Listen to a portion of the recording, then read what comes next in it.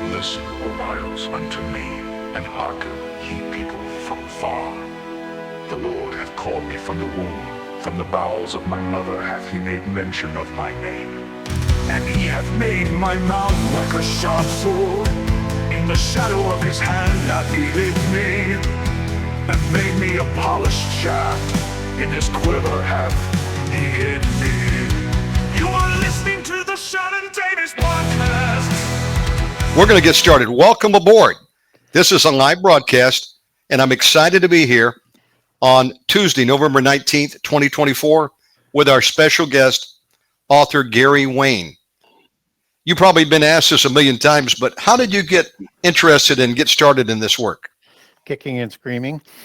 No, I wasn't wanting to write about giants at all. In fact, that was not what I wanted to do, and I fought it for a long time. So I was wanting to learn about prophecy, and I wanted to know whether or not a fellow who wrote a book in the late 60s and early 70s called The Late Great Planet Earth, Hal Lindsey, whether or not he was being accurate or not with scripture. And I was not familiar with the Bible, and I was not a Christian at that time. So I wanted to verify whether or not he was telling the truth. So you can look up the passages quite quickly, but it's the context. And was it consistent with other prophecies that were in the Bible? And the only way I could do that is I had to start to read the Bible. So I had to get through that. And, I found the Old Testament was absolutely painful for me to get through.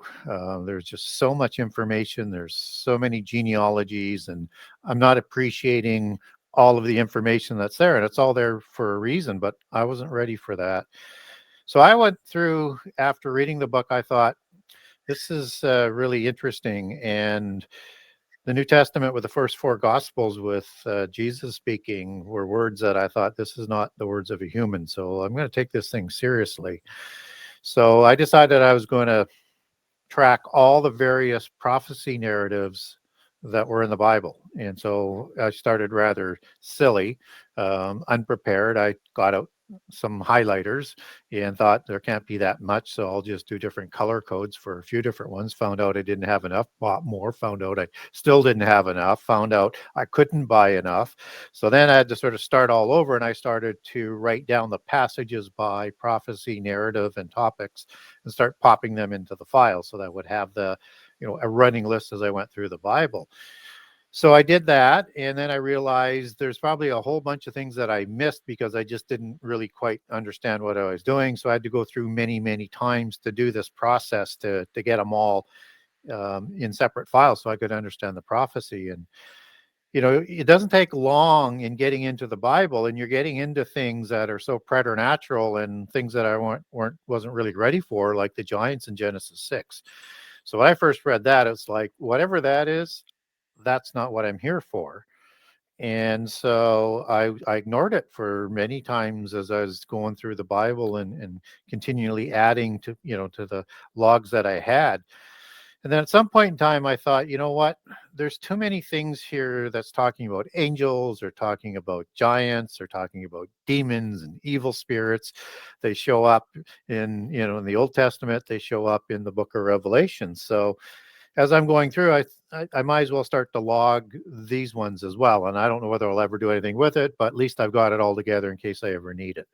So I did that as I was going through and making sure. And then I decided that I would put it into binders and prophecy narrative stories, just linking passages, maybe a few paragraphs that were linking, and trying to get a chronology and an order to the prophecies without having a real template, because I'm just sort of going in this thing blind.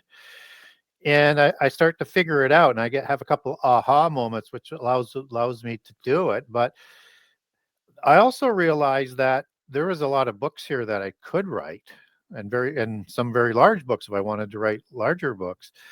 But I didn't know whether I could get published, and I didn't know whether or not I could even write a story. I don't have a university education, and I'm not a minister, and I'm not a prophet, and I'm not an apostle or anything like that. And I didn't have a platform, and I'm just kind of this person who just sort of got into this thing. And so I thought, well, maybe I could write a short story to see whether I can write a short story that could link the Genesis giants into the book of Revelations and show that there's somehow a connection in here. So I wrote the first 10 chapters fairly quickly. And then I thought, because I was also a history buff and a mythology buff as I was growing up, that people, particularly Christians, which is the target audience for the book, not necessarily when I first started, but as I decided I needed a target audience. And even though I'm trying to bring other people in from other belief systems, secular, polytheist, whatever, to have a look at what's in the Bible, to see how the Bible intersects with all of that global testimony, which is book one is all about. And so I decided that I would add in things I knew about Sumerian history, which talks about the same watcher gods and talks about the same kinds of giants that they created, the same thing in Greek history, the same thing in Egyptian history. And so I decided to do that. And then when I started adding that in, and that was fairly easy, I realized that if I'm going to present this to Christians, I need to sort of present the culture as well, because they need context for what the polytheist lens is versus the monotheist lens that those events were recorded through. And so then I had to get into the religions around the world, and that, took quite a few years to do it. And then I got into the secret societies through the 7 sciences and the mystery schools, and I was down the rabbit hole on that for like 8 or 10 years before I could start really weaving things properly into book one. And so I started writing the book in 1996, and it was ready for publication in about 2013 and 14. And even though I was still adding to the book, and so it was like 2016 before it actually physically hits the marketplace. So, but all the way through, as I'm writing this book, it's going in a direction I didn't want to go. It wasn't part of my outline. And I drop it many times because I'm thinking this is just crazy stuff. And even though I'm sold on the giants now, that this is literal history that the Bible is talking about, that intersects with all of the globalist testimony that's out there throughout our history and prehistory, it was just too far out there. Nobody's going to believe it. So I dropped it many times, but I just couldn't leave it alone. It was just this nagging to come back to finish the project. And then it was after that was trying to get it published. So yeah, I didn't want to really do it this way. And every time I thought I'm going to drop it, or I didn't have enough research would come to me, books would come to me, information would come to me, and it would just be perfect timing to connect a whole bunch of different things. So after all of that, and I found out that people would buy the book after, if I could get it published, because that took a while to do, and people would buy the book, and they did buy the book, and that people actually liked the book. But for the Christian audience, they wanted something more. And even though it was a book centered at, in terms of Christian biases, they wanted somebody who could do the research like I put into book one to do that for the Bible and go deeper than anybody else wanted to do. So that's why I wrote book two, and I had started another book. So I'm writing that book again that I stopped to do this. And so I learned how to, and I had to do it in a different format. So in this book here, I put all the footnotes on the same page, so that because I have a lot of information in the footnotes, and so you can read what I'm writing, you can see the source and the additional information that's there. And this is a book that shows how the world testimony intersects with the biblical testimony. And it is a book that if I could describe it this way, it would be book two is Genesis 6 Conspiracy Part 1 on steroids. And if people are familiar with Dr. Heiser's work, it's Dr. Heiser on steroids. And so it is essential reading. If book one is really important, but for a Christian, book two is so essential reading to understand the Old Testament and understand how prehistory connects with prophecy. And there is not another book out there like it for book two, just as there's no other book out there with book one. And one of my concerns when I was writing book two was that I didn't want to be redundant, because it's an 800-page book. And it's like, so I thought, well, how how do I not be redundant? So there's some overlaps there, um, but not much. But it dovetails perfectly with book one, I think, and that one leads you to read the other. So if you're a Christian and you really know the Bible, you can go right into book two. If you're a kind of a non-Christian, start with book one. But either way, I'm going to talk about things that I can only sort of reference and leave a footnote in book two that I do great detail on in book one. So that's why Yeah. they kind of go back and forth. And then I complete a lot of the things that I would have liked to have done in book one, except that would have made like a 1,500-page book. So, Oh, and so keep it coming. I mean, folks, I'm looking. Book two has 84 chapters. This is yeah, massive work. This is not lightweight dealing of the subject. That's why I believe you are the leading authority on this subject on the planet right now. And we're excited to have him here, author Gary Wayne. Now, Gary, I'm not known as an interviewer. I just like to have a conversation. So this may be a different kind of a program than people are used to. I'll just jump in with you and we'll have a good time here and talk. And I want to ask you some questions. And by the way, yeah, if there's someone out feel there free. got a question for Gary, you can put it in the YouTube or the MixLR chat room. Oh, I forgot. We're also on Twitch. Yeah, Yeah. so Twitch out there is invited too. Gary, let me just dive in. Yeah. How were, first of all, give me just a general definition of what is a giant. I know you mentioned they make their initial entrance in the word, I think Genesis 6, correct? How do you define a giant? Well, Webster defines it as something that is completely oversized from the kind or species that it is part of.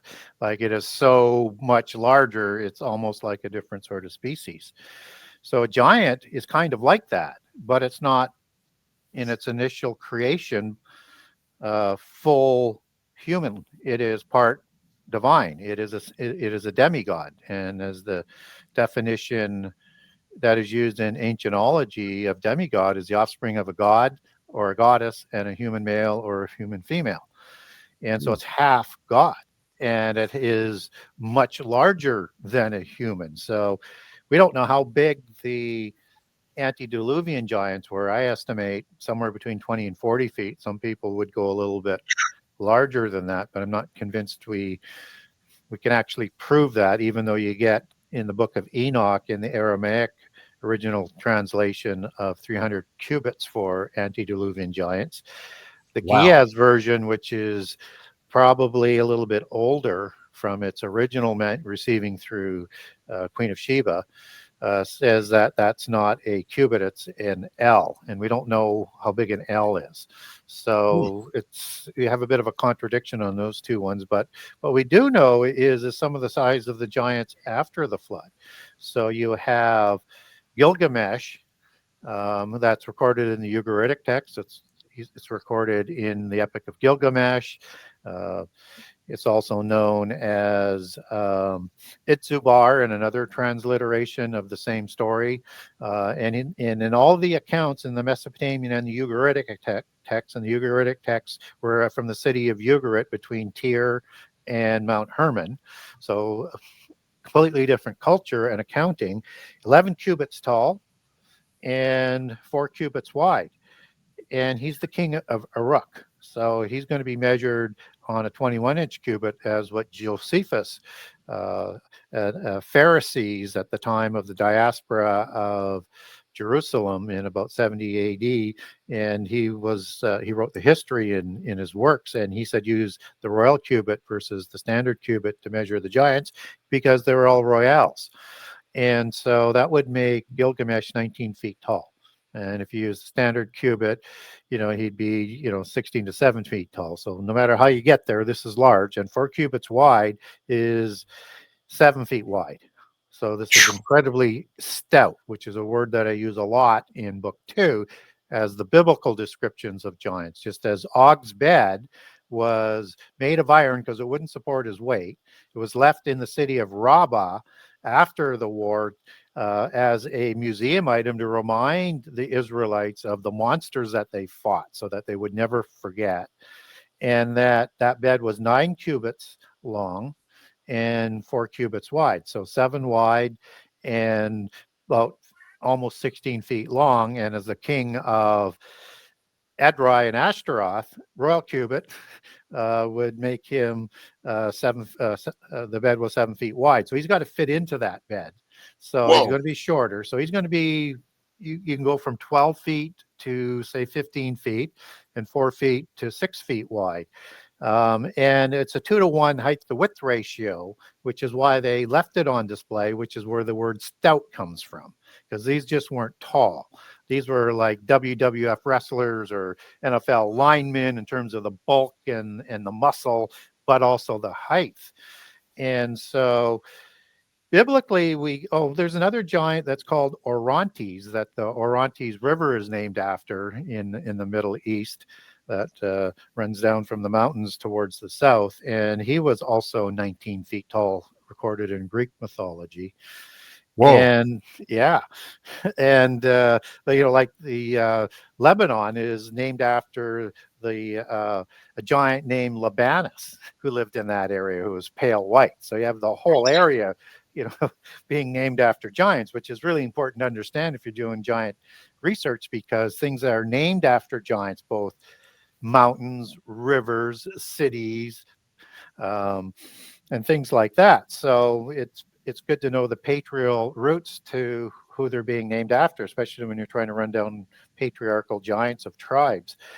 And so the only one giant that we get in the Bible that we get a couple, but the largest one we get in the Bible with actual dimensions is Goliath. And he is 6 cubits in a span, and he's the king of Gath. And he's replaced by Ashish. So, and I cover this kind of from two different ends, also from in book 1 and book 2. And Goliath is using a royal cubit. He is 11 feet 3 inches tall.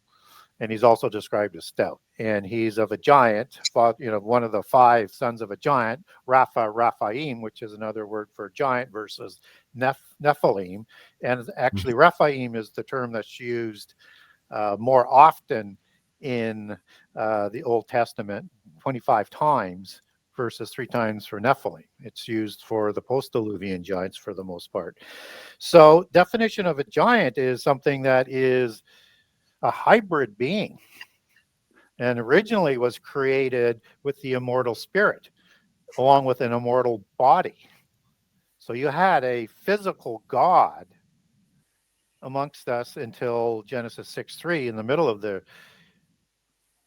creation story of the giants and the preamble to the flood story, which is important context for the flood story and the violence that comes because of the giants and the reign of terror of the giants. And that the life will be limited after that creation to 120 years, because there's a violation against the laws of creation and the Holy Spirit with that creation of the giants by the fallen angels, as they're recorded in Genesis 6. And so God steps in to prevent them from destroying humankind from the face of the earth. Oh, my goodness, yeah. Because we look at Methuselah, he lived to be 969? Yeah. I memorized that. Could you imagine if God had not kept the life of these giants? I never thought about that, considered it. There might not be any flesh saved. They would have eaten everything. They would have eaten everything or destroyed the world by fire, which wasn't permitted to happen, and according to 2 Peter 3, only permitted to happen in the end time. And so if they're Christian, if they go through 2 Peter 3, it's a template to understanding a lot of the obscurities in the Old Testament. Amazing. Folks, we're just getting started with author Gary Wayne. And so, Gary, the giant then is the offspring of the little g gods and humans. What then would you find? No, I wouldn't. It's right? I wouldn't quite put it that way. Yeah. So just for a clarification, because some people kind of take that and kind of run with it, is that the fallen angels are gods, right? Little g, as you're representing them there. They're not giants who mate with humans to create other giants. That's another hybrid race that happens after the flood. And so those are the demigods versus the official gods. And I would call them the fallen ones, which is the Hebrew Nephilim, fallen ones. And they are of the Shemaim, which is the heavenly ones, and Nephal is the root word for Nephil. So some of that meaning goes with it to Nephilim. And the I am is used for angels and for the offspring of the angels as a majestic bloodline. And as you understand, the I am male plural in Hebrew and in other languages as a denoting of a superior race created from the gods. So what I do in book 2 is I explain to people that we should call the giant tribes all with an I am suffix because they're a different breed versus the humans. So when I first came onto the scene, people were talking about the ites as the giants, right? And I'm going, well, the Israelites weren't giants. Like, what are you talking about? That doesn't sort of work sort of perfectly. And so I started to talk about using the I am plural, and I really explain it and change a lot of the tribes' names to an I am plural as they're recorded in the Old Testament, because if it was done properly, you'd be able to identify them. So like you get like Anakites in the Old Testament and Anakim. They're the same Hebrew word translated differently. You get Horites and Horim in the Old Testament, same people, same root word. And all of the root words for these giant tribes is in singular, which is very odd for a nation of people because they were eponymously named after a patriarch. So the patriarch of the Horim is Hori. And it's important to sort of make that sort of the distinction. And so it doesn't mean that like the Amorites weren't a giant-like race, but they were hybrid humans, hybrids from humans and from the Rephaim giants after the flood. So the patriarch would be following it back to a specific patriarch would be like Emor or Amur, and because the vowels were added at a certain period of time. So, you have Amorite, which is Emoriy in Hebrew, but it's also connected back to a god in the Baalim Council, and he's known as Amur, and he's also recorded in the Ugaritic text, who was also a god and had a tribe that he produced that was named after him. So now these are giants, but they're not as big as the pure blood giants because they've diluted the bloodline some more. And so these are the hybrid giant humans, and they were called by the Egyptians the Shazu. And as are recorded in places like the execration texts. And they were 7 to 9 feet tall. Wow. So still huge, but smaller than the giants, which were typically, 10 feet to as high as 19 feet tall, with the dark-haired giants coming out of Mesopotamia in the areas of Syria and places like that. So these were, getting into the Bible. There is more tribes of giants in the Bible than people can imagine. And I'm trying to make sure I can verify it in book 2, so I'm not saying a different name for the same type of giant. So a lot of people might say the Gazazites are giants. Well, they are, but that is reflecting the city of Gaza or Gaza as we get it in English, and it's part of the Philistine Pentapolis. So that doesn't mean that the Philistines were purebred giants. They were hybrids, and we can talk about how they got there, but they came with a bunch of giants like the Cherethim and the Pelathim and the Casualhim, and they kept within the alliance in that confederacy nations that they defeated that were giants like the Avim and the Anakim. So you'd want to trace the Gazaites, as are referred to, back to likely the Avim. So when we see the Ims, that's kind of a clue that we're talking about a giant tribe. Now, so the giants would have been the children of the Nephilim? Well, Nephilim were giants too. Nephilim, as you define that in Hebrew, is Nephil, I am the male plural. They're the offspring of the Nephilim, N-A versus N-E. And Okay. Nephilim are the fallen ones. And Nephilim are defined as giants, a tribe of giants, bullies, and tyrants. And both bullies and tyrants go back to other giant kings and bloodlines, and it's not a different meaning. It provides more meaning. So the Nephilim would be kind of like the umbrella for giants and all the hybrids underneath that. The offspring of the fallen ones and humans they mated with in Yes. Genesis 6. Before the Now flood. before the flood. Okay. After the flood, they're generally referred to as Rephaim. So Okay. doesn't mean that some Nephilim may not have survived the flood, but whether it's in the Yes. Ugaritic texts or it's in the Sumerian texts or it's in the Greek texts, there is a second incursion of giants after the flood, and the main race was destroyed during the giant wars, which is generally referring to the time of the flood when the violence was that crazy. In the Ugaritic text, the Baalim after the flood is led by an offspring god, Baal, and his consort is Anat, and they create the Rephaim, as they're recorded in the Ugaritic text after the flood.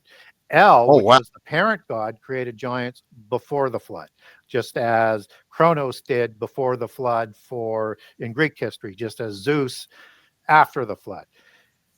To understand prehistory, I recommend that people would distinguish the gods that reigned before the flood and the gods that reign after the flood. It's the parent gods, like Ra before the flood in the Egyptian pantheon, Osiris and Isis after the flood as the offspring gods.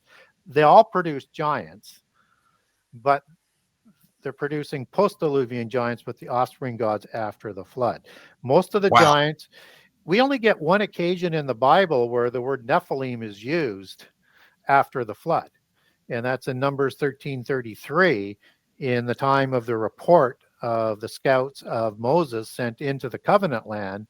And they come back and report that they saw the children of Anak, and how they describe it by the terrified scouts who don't want to go in and fight these giants. They said, we saw the Anak, the children of giants there. And it says giants twice, and that's the word Nephilim. And the issue gets to be, it's not that they didn't see Sheshai, Talmi, and Ahiman, the kings of Hebron, Kiriath Arba. Arba is the patriarch of the Anakim after the flood. That's the book of Joshua talks about. And it's not that they weren't giants. They just weren't Nephilim giants. They're Rephaim giants. So how do we know this? In Deuteronomy 2, where it's listing some of the giants, not all, some of the giants in the land of the covenant, you have like the Avim, you have the Horim, you have the Anakim, you have the Emim, you have the Zamzuzim, you have the Casualhim, you have other tribes there, but specifically with the Anakim, it says they're giants.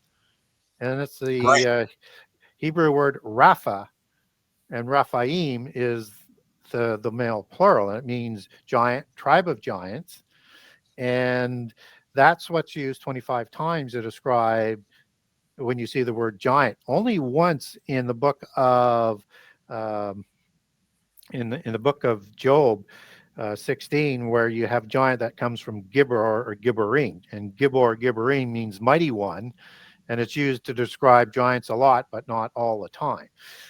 So it's Gibborim in the Hebrew in the book of Job, and it's translated as giant. You can decide whether that means giant or not. And in the Ugaritic text, which is the same language of Semitic language that Hebrew comes from, GBR is the root vowelless word for Gibborim, and it's used to describe the mighty giants, the Rephaim, and the tribes of the council of the Datanu of giants at Mount Hermon, underneath the council of the gods of the Baalim council there. But it also describes a specific tribe of the Gibor as well. So there was, according to the Ugaritic text, a tribe of a special giant tribe, distinct from the other Datanu tribes like the Rephaim that are part of the council there. So the Horim are described there as giants, Rephaim again, because it's the Hebrew word for giant used in that case. All of those giants in Deuteronomy 2, it goes back to Rapha and Rephaim. And that's why it's nice to be able to use the Ugaritic text as a parallel, because it has the same words and the same meanings to the people and the same gods that are used in the Old Testament. Oh, this is amazing. You know, it gives me a whole new perspective as I'm looking at people who worship these groups to realize they're worshiping giants. Yeah. I mean, these are wicked creatures. Well, so here's $1 million question. What do you think the mechanism was that they were able to produce these human god offspring, the giants, the Nephilim? Did angels have the ability to procreate? Is our misunderstanding maybe based on we don't realize how many creations maybe God had? I know there's a variety of different angel groups, for example, right? Yeah. Cherubim, seraphim, messenger angels, archangel, super angel. But many people have referenced that verse in the New Testament where some asked Jesus about, will there be marriage in heaven? And he said, there'll be no giving in marriage just as the angels. But so what angel, they tend to reference there, and it's accurate, but you should look at the Luke version. It has more detail, and it gives you better context. There's no marriage in heaven because we'll have been resurrected to be like angels, right? Okay. In the future time. And so because we'll be immortal, there's no need to have sex. Okay. So you have to have sort of the context there. So, but it is a big stumbling block for a lot of people as to how does a spirit being, and the angels are said to be spirit beings, how does a spirit being mate with a human being and to create these giants? It doesn't make any sense. Well, the Bible does tell us that angels can take different forms. And in this case, they can take the form of a human or another kind of form, as in the looks of the gods that are out there. So, you know, like in the Bible, you would have Nergal that the Avim giants worshipped, and Nebaz. And Nergal is the Sumerian lion-headed god. And you have this lion gods in other pantheons, and Nebaz is a dog-headed or jackal-headed barking god, as it's defined. And so, just to sort of lay down a context, so we know in Hebrews 13 that they can take a human form, and we know that because it says instructs that we ought to be nice to strangers, lest we run across an angel unaware. So they can be in a body form, and we can't recognize them as angels. And in the Sodom and Gomorrah narrative, we have another example where Jehovah of the Elohim becomes in bodily form, and two angels come with them in bodily form. And at first, Abraham thinks they're just men and doesn't recognize them as angels. And then he realizes after there they are, and they're eating, they're touching, they're drinking water, drinking whatever else, and they're physically interacting in the world. And then when the angels go to Sodom and Gomorrah, now they're understood as judges, even though they're called the men, but they also know they're angels, the Sodomites do. So they wanted to know them. Just a couple of quick examples to get to where I'm going so that people know that I'm just not sort of pulling this out of thin air. So I like to have, a lot of detail around how I get to my conclusions so it makes sense for people. So in the New Testament tells us that we're composed of three components: the spirit, which comes from heaven, the body, and the soul. And the spirit from heaven goes into the soul and merges with it, and that mergence creates the mind, and then you have the physical body. So the soul and the body in the physical world is a dwelling place for the spirit. And just as the angels utilized a dwelling spirit in heaven where they existed, they also need a physical dwelling spirit. So roll forward to Jude 1:6. Where the angels who did these crimes at the time of the flood, as it's talking about in that passage, they left their habitation. That's the Greek word oikaterion. And that word means dwelling place of the Spirit. And we get that word used one other time in the New Testament in 2 Corinthians 5:2, when it's talking about the house in heaven. And that's That's the Greek word oiketerion. And this is, and we have, as in that example, that we have a house that we dwell in on earth today as humans, but we dwell for our house in heaven for eternity.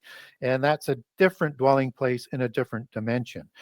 So how this works is that if you're going to be a physical presence on the earth, you have to create your own soul and body.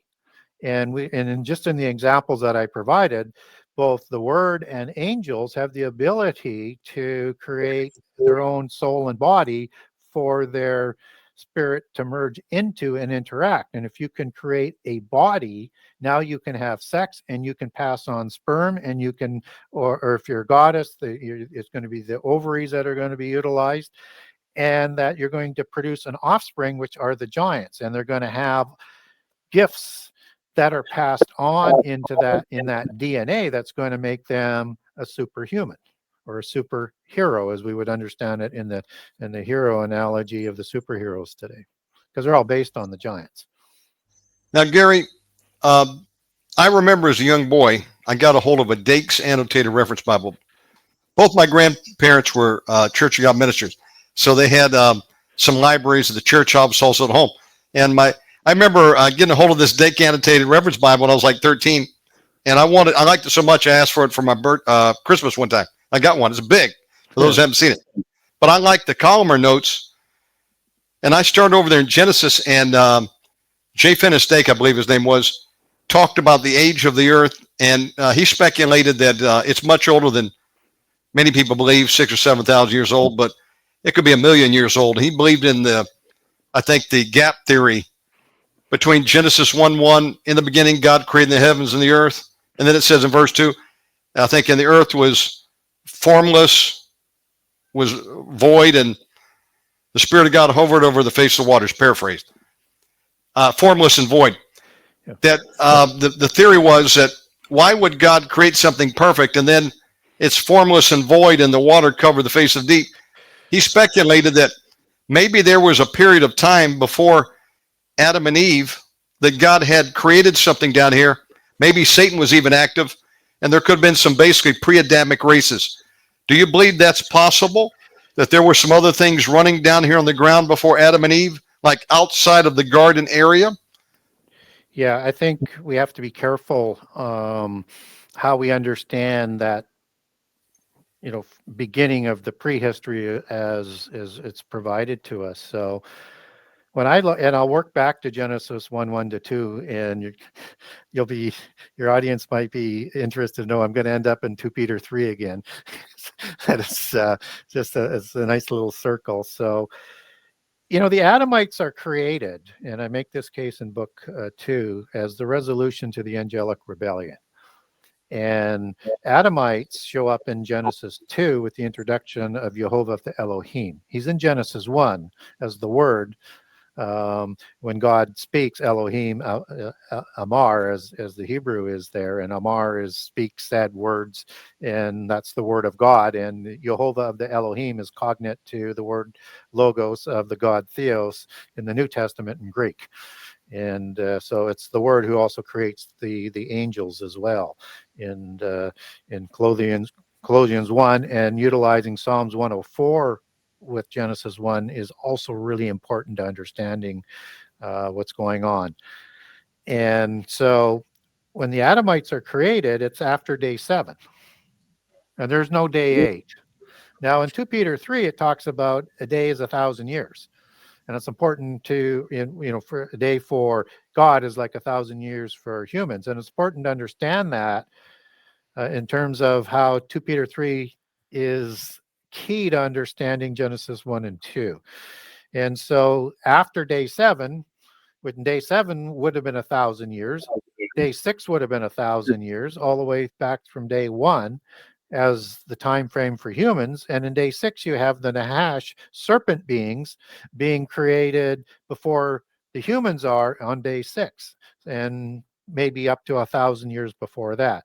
Now, what's interesting about the Adamite accounts, and we don't know when Adam is created, we just know he's created differently than the day 6 people. And it's important to understand that because I don't believe the Bible is in contradiction. So it's not adding information to day 6 because that information would not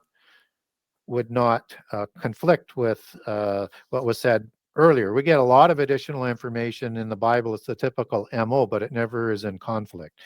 So Adam is created in singular, where the people in day 6 are created in plural, male and female, and told to migrate around the earth and multiply.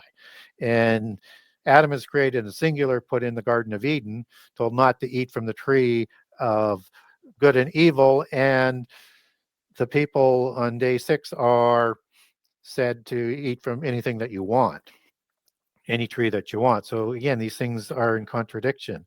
And Adam has the Spirit of God breathed into him by Jehovah of the Elohim, who's introduced in 2:4 to us. And that's Lord God as it's translated into the KJV Bible. And so there's something going on here with a special commission as the creation of the Adamites for what's happened before this. And this is the Toledoth, the genealogies of Adam that are now being recorded. And Jehovah is going to have a personal relationship with the Adamites and then right through to the tribes of Israel. And so as we start to look at this, we get other details like Eve's being created sometime later and a different creation order. Something weird is going on here. I have a great document on this if people want to get a hold of me, and I walk through it in detail and take everything back to the original Hebrew as well for you so that you can see it. And so seemingly there's something that happens after day 7 that requires Adam being created. I won't go into all the different possibilities there, but there's something that was going on. And it's related to understanding Genesis 1:1-2, because when did the angels rebel? Was it in Eden? Well, probably before that, because the Nahash was created before Adam and Eve would have been, if it's part of the detail of day 6, maybe up to 1,000 years before. And it's the serpent being that's going to be either coached by or an avatar of the avatar Satan to bring Adam and Eve down, and they're going to eat from the tree of the knowledge of good and evil. And so you've got, where does this Nahash being come from? And he's already working with the fallen angels, and the fallen angels, in this case Satan, they've already rebelled. And so if we look at that word serpent, it's the Hebrew word Nahash, and it means serpent, and the root word is Nahash, Nachash, and a lot of times CH is pronounced as a H sound in Hebrew. It means necromancer, sorcerer, wizard, words like that, and generally used for polytheist priests, so wizards, priests, and or priestesses, as in witches. So they're already following the pantheon of the gods that Cain is going to worship immediately after leaving Eden, after killing his brother Abel.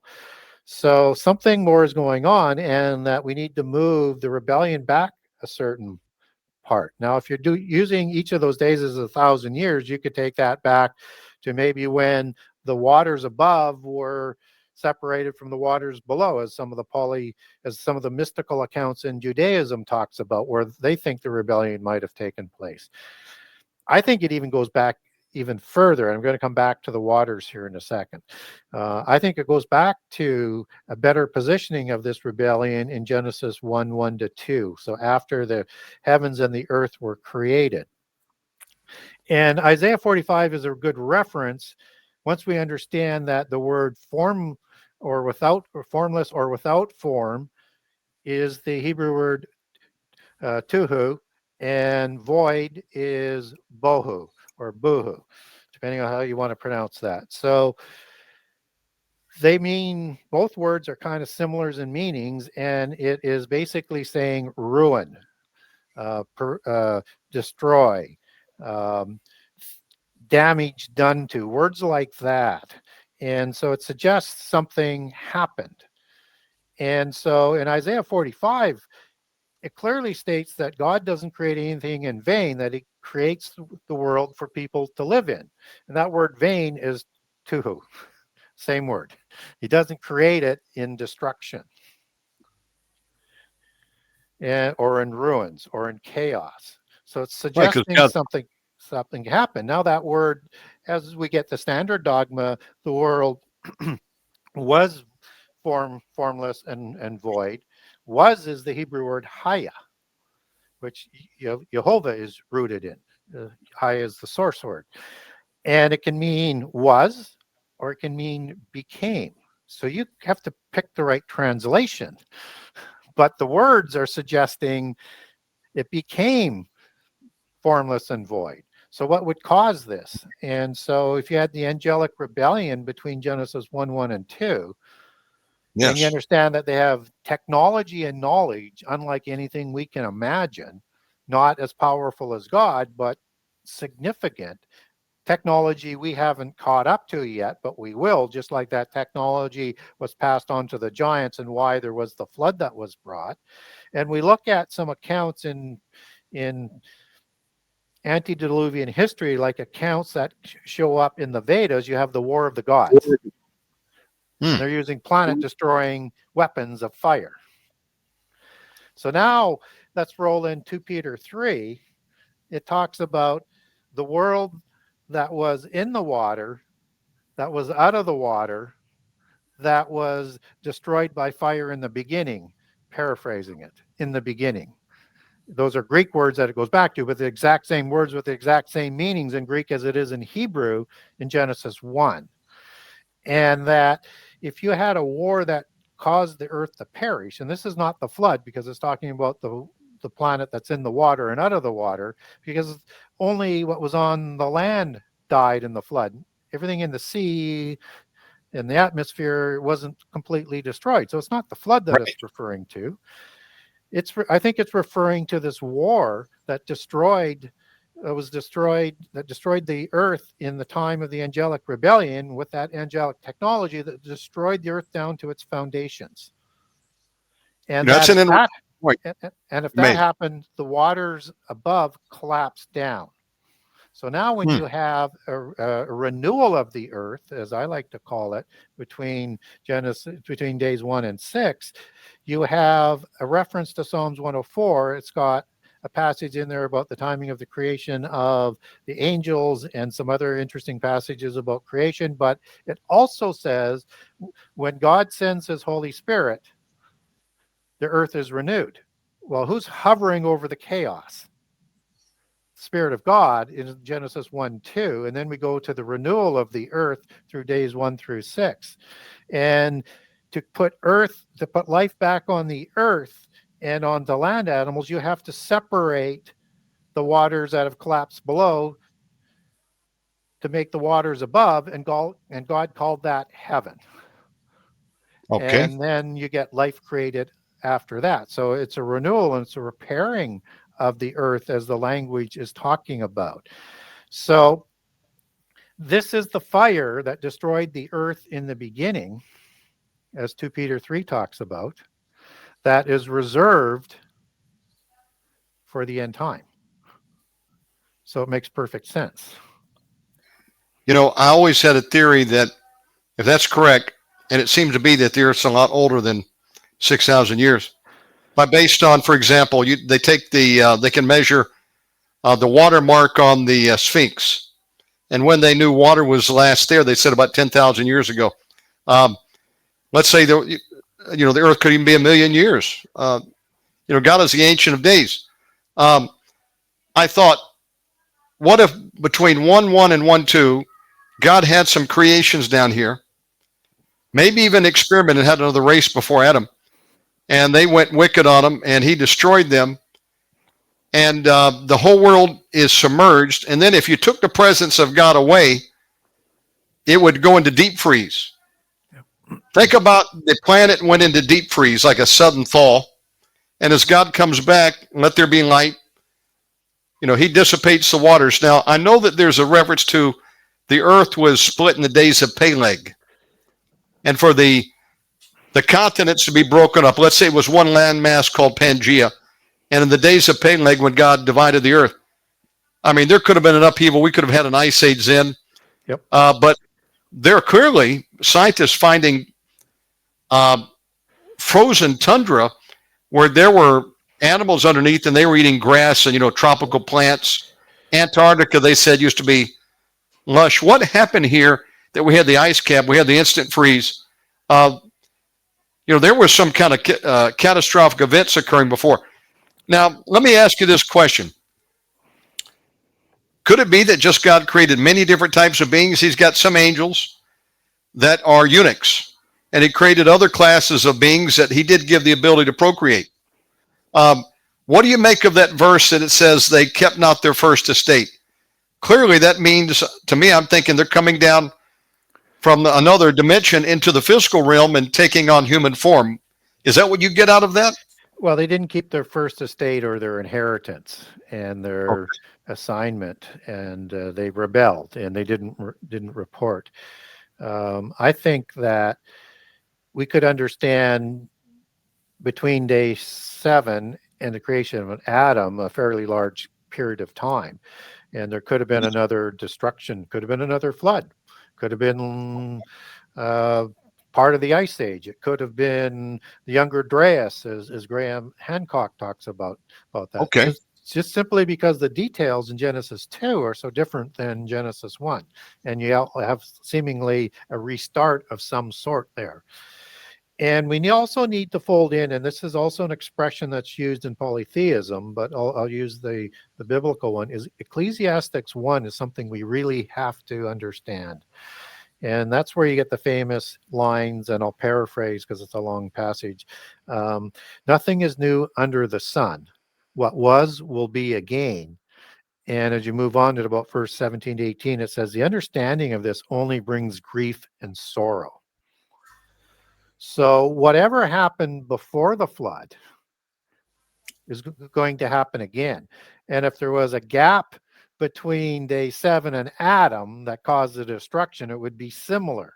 And if there was a destruction that was, if there was a gap between Genesis 1 and 2 in Genesis 1, then there would have been a complete story of what's going to happen in the end time with the destruction of fire. And in that, you have, in all of those cases, you have spurious beings being created or led astray, and you have angels walking amongst the physical beings with their offspring, and we're going to see all of that in the end time by implication.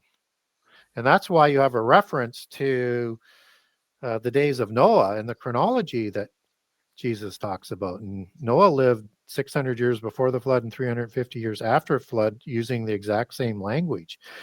And to understand the violence is to understand what kind of violence that they had. Azazel, the leader of the Watchers from the book of Enoch, teaches the arts of crafts and war and technology to the giants, giving them angelic technology.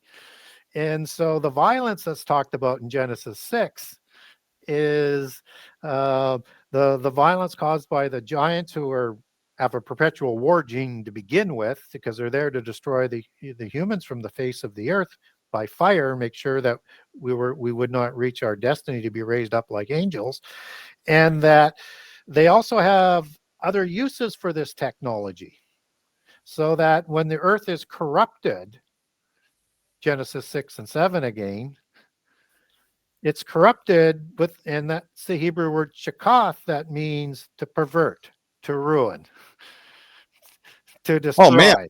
The whole earth and all flesh was corrupted. That means DNA manipulation. That means all sorts of beings. That means plant genomes. And so only the animals that were not perverted were called to the flood in terms of representatives of the species to repopulate. And 8 were chosen, pure of spirit and pure of the flesh, to restart the earth. Perfect in his generations, meaning perfect in the DNA. It had not been infiltrated with giant. Yes, perfect DNA? and righteous. Yes, it was all the words that are using to describe Noah describes he is unique amongst the humans and all the beings of that time. So Harry, insert something here. Hold your thought there. Don't lose it. I'm starting to see a picture clear as you're speaking tonight. these giants are not a footnote in history. These things have an agenda. And was their agenda basically to supplant mankind?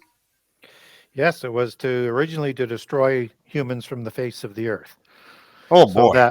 it's done, and it's sponsored by the celestial mafia godfathers, as I like to call them, the fallen angels. And I like that. they introduced their oath-based system with the oath of Harum Anathema on Mount Hermon to carry it out to the end, no matter what the consequences are. Right? So they're creating giants to do this, and that they get so close to destroying humankind through fire that I think God either brings the flood or permits the fallen angels to wipe out their own kind. And remember, in polytheism, it's the gods who bring the flood. And it's because the demigods have become so evil and humans are too plentiful and too noisy. They have to get rid of everything. So we have this understanding of this intervention so that we're not going to be wiped out. And then it starts again, because nothing is new under the sun again after the flood, but there's a restart. And Babel is the first time where that's at risk again, and God intercedes again with the confusion of the languages. Now, when we look at some of these creatures that you're talking about, there's multiple kinds of creatures that the fallen angels are creating. But we've already talked about the technology to do DNA manipulation and things. And what's interesting in the Sumerian text is it's talking about the giants, whether it's post-Diluvian giants like Gilgamesh and Enkidu, or antediluvian giants, as in on the flood story of Upmatish and Zayazudra. They're all 2/3 God and 1/3 human. That's an interesting kind of split there versus 50-50 that we get from the Greek understanding, or from understanding the jinn or the djinn, as we would understand the disembodied spirits of the giants that are being worshipped in the Bible as Rapha, or evil spirits. And Rapha is also part of the Raphaim meaning. You have three important meanings of Rapha: 7495, which means to heal, and that they could heal themselves and others, as it's applied in the Ugaritic text for the Raphaim. And obviously there were giants and there were royals, but they had this healing capability, which we'll get into a little bit later. It spawns two other words out of that source word, which is 7496, which means an evil spirit or death, and it's applied to the giants.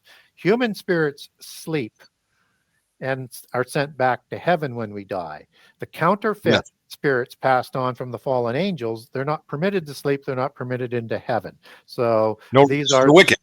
Yeah, these are the demon spirits. And when it says that Jesus was dealing with evil spirits, unclean spirits, and devils, that's a bad translation with devils, because that's the Greek word daemon. Source word for English demon, which is the evil spirit of the disembodied spirits of the giants that are possessing people, versus diablos, which is used for devil, for Satan in the New Testament. Two different word applications. What's that? I would recommend people don't let their kids play that game called Diablo. No. Now, would you make a distinction between demon and evil or unclean spirits, or is that just one of the same? They're the same. Yes. So so 7497 is the other extension of the word for 7495, which means a tribe of giant, that's used to describe these giants. You get a couple other Raphas, but they become names of people that are named in the Bible, like, Beth Rapha or the House of Rapha.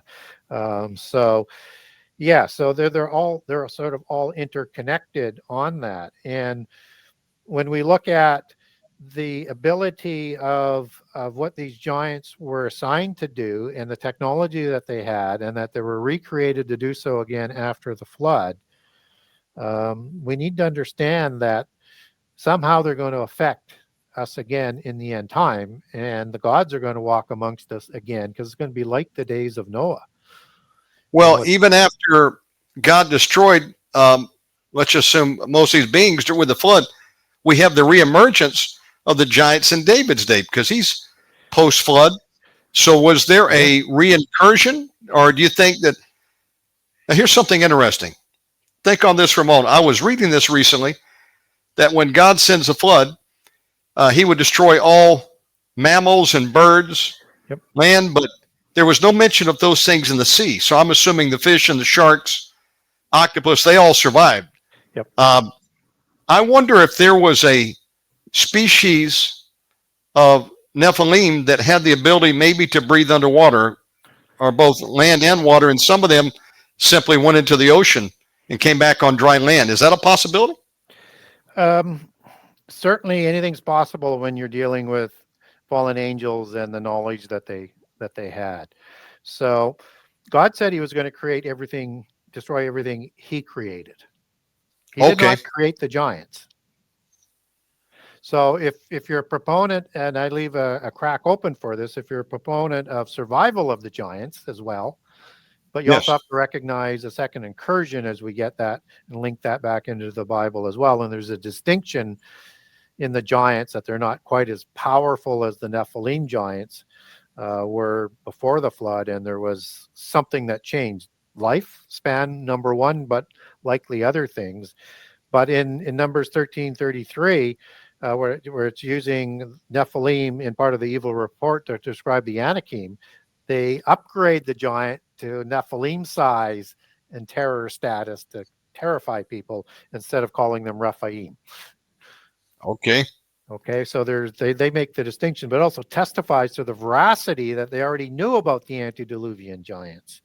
So I think that there is a second incursion. I leave a small door open for some giants surviving the Nephilim because of what it says on the legal basis of God was only going to destroy whatever he created, and he's Alpha Omega, so he would know everything that was going to happen before it was going to happen, from the beginning anyways. Sure. And so that could have been on another ark, as some polytheist traditions show, like with Upnapishtim in the Sumerian. You could also put the Greek Noah in there, as they also like to call him, which is Deucalion and his wife Pyrrha. These are giants. How do we know that? Deucalion is the son of Prometheus. Prometheus is a god. Okay, so not a human survival story, a giant survival story. And there's both of those all around the world. So, but fallen angels could have helped some of their creations. They could have put them in underground cities. They could have taken them off the earth. They could have taken them into another dimension. Some of the Indian tribes talk about they went underground. Yeah. During the deluge. Now, if that's accurate, maybe they got into the bowels of the earth somehow, got down to that cavern system, and survived. Great underground cities all over the world that go back before the flood. Right. Oh, yeah. That's very interesting. Why were those built? Now, some of the angels that kept not their first estate, they are at this point in time I believe, in chains of darkness in Tartarus.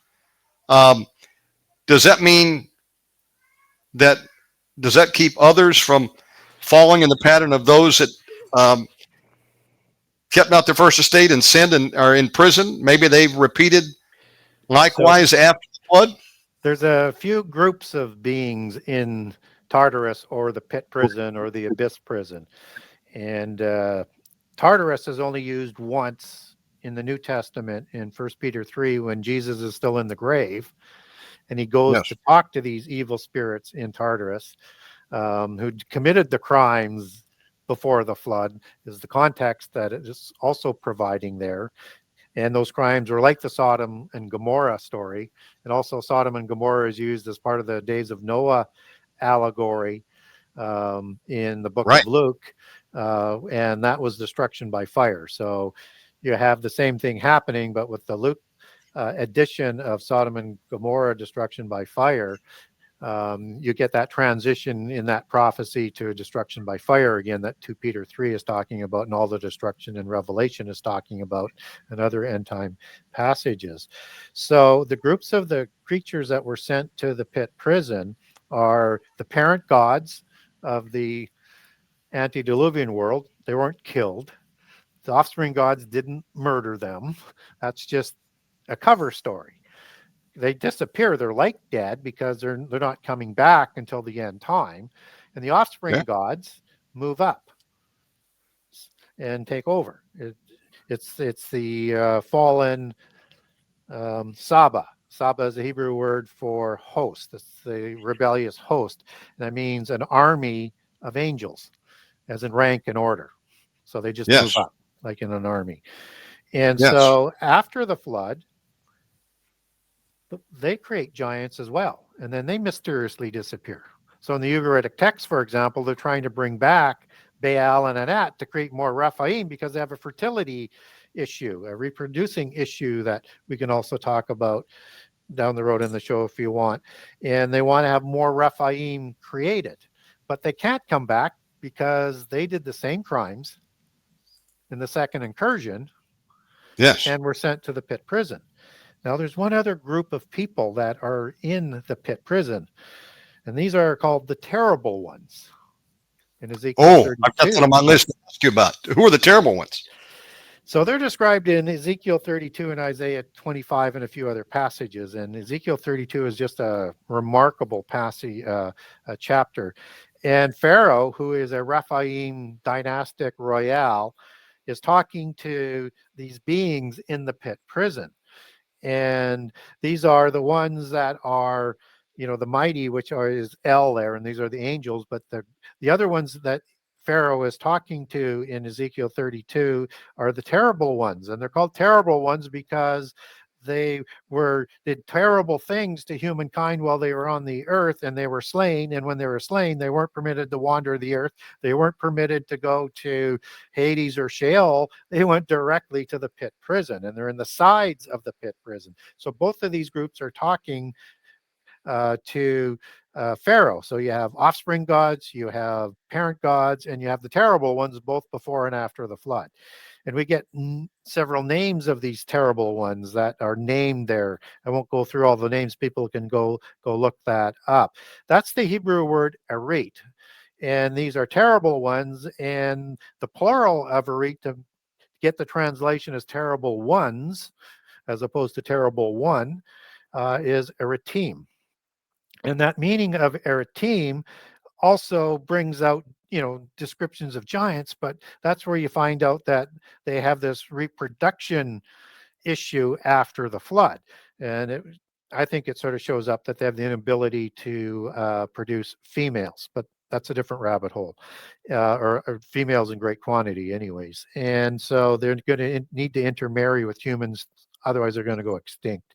So when we look at these eritim that are in the pit prison, these are the ones that are also understood as the terrible ones that are going to be destroyed on a mountain in the end time. Just as Psalms 21:10 talks about this fruit and seed is going to be destroyed and removed from humankind in the end time, in the time of the wrath and time of fire. And what's interesting about that word erit is that's the second word to the Semitic word for the city of Ugarit city. So now, and that's where we get the Ugaritic texts that are talking about the creation of the Rephaim and the Baalim Council. And so the first word is Ug. And if you look at Og, he's a Rephaim. He's the last of the giants, Rephaim, as he's described 3 times.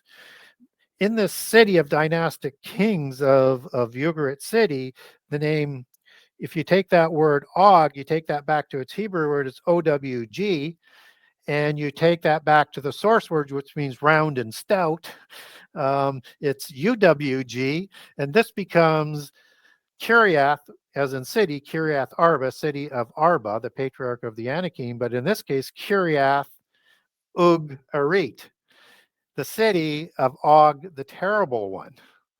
Now, Rephaim shows up as a tribe in Genesis 14 in the War of Giants, and then as a tribe in Genesis 15 with hybrid giants and other giant tribes in the land that's going to be given to Abraham from the Nile to the Euphrates River. And the Rephaim are wiped out for the most part in the War of Giants in Genesis 14. I think that's why King Og moves and takes over Edrei and Ashtaroth, the holy cities of Baal and Anat after the flood.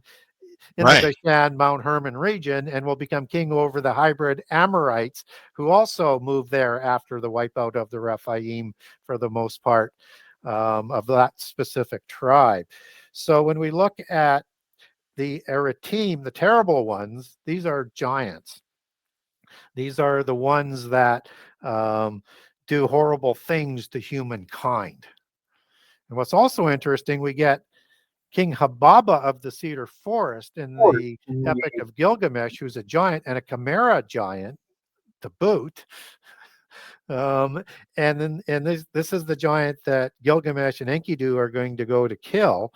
And he's located at the Cedar Forest on Mount Hermon. And Wow.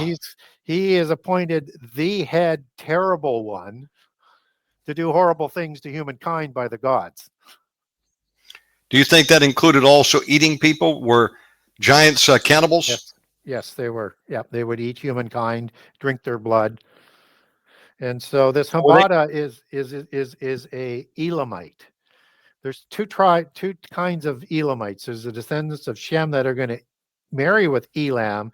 It's Hebrew Olam, and it means ancient and old. So these are the Aboriginal old people. These are the giants that the descendants of Shem are going to intermarry with. And so again, more giants that aren't talked about. These would be Olamim. This is amazing. I have a friend, I haven't talked to him many years, but when we did talk last, his name was Dr. Jeffrey Goodman. He wrote a book called The Comets of God. And he was an atheist and then Jewish, and then he came to Christ. So he's a Messianic Jewish man. And he had a book that he talked about the prehistory of America, focusing on the Native American tribes, American Indians, and how he had found artifacts that he dated the Indian tribes in America maybe back even 30,000 years ago. Well, this is just an interesting sideline for a moment. He had this dream, Gary, and in the dream, he saw himself on a mountain doing an excavation, and as he's digging, he dug down X number of feet. He found an artifact. Well, he woke up. Was that a dream? Pete's a dream. What was it? Years later, he's on a dig in Flagstaff, Arizona. And people can Google this. They made the discovery of a famous artifact called the Flagstaff Stone. And they were like up on an incline going up in the mountain there. And something said dig. And he began to dig. And about the same depth that he had in the dream, they found artifacts. Well, they had some college students out there and some other archaeologists, and they're sifting through everything. And he had to take a break and go away for about a week or so. And while he's gone, he told them, anything you find, you set aside and we'll catalog. He gets a call that they've made this discovery in his dig of this artifact with this sketching on it that has something to do with the planetary movement. And he said it almost looked like it had a saran wrap covering. Well, he had it. They began to study it, and then all of a sudden the Fish and Wildlife or Park Service, they came in and confiscated it. And he was in a court battle 20 years trying to get access back to it.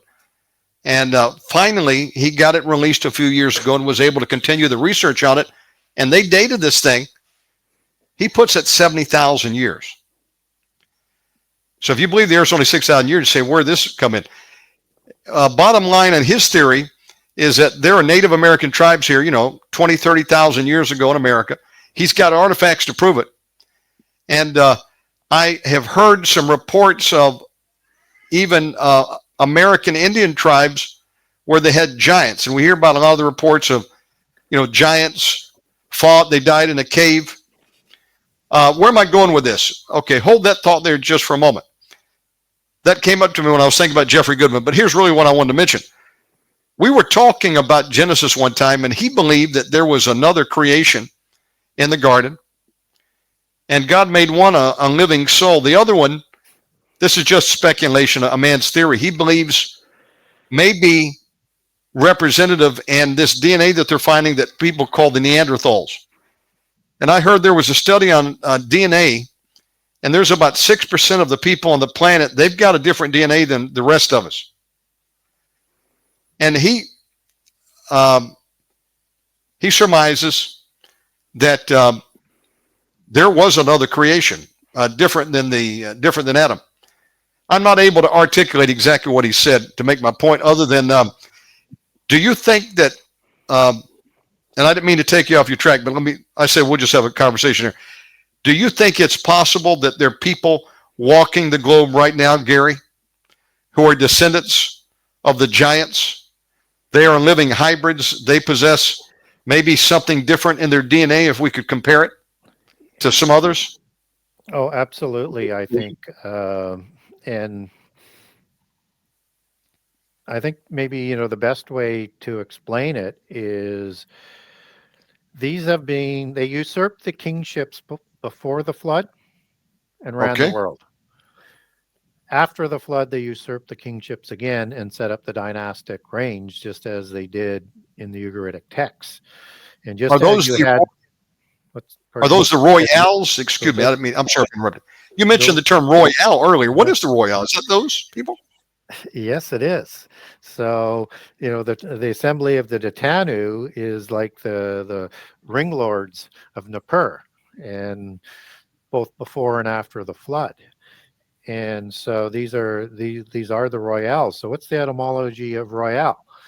We have so much that is hidden within our English language. We just haven't dug below the surface. So typically, royal goes back to Roy and Al. And Roy is Old French, coming from Latin for regal and regalis, and rex as king. Oh.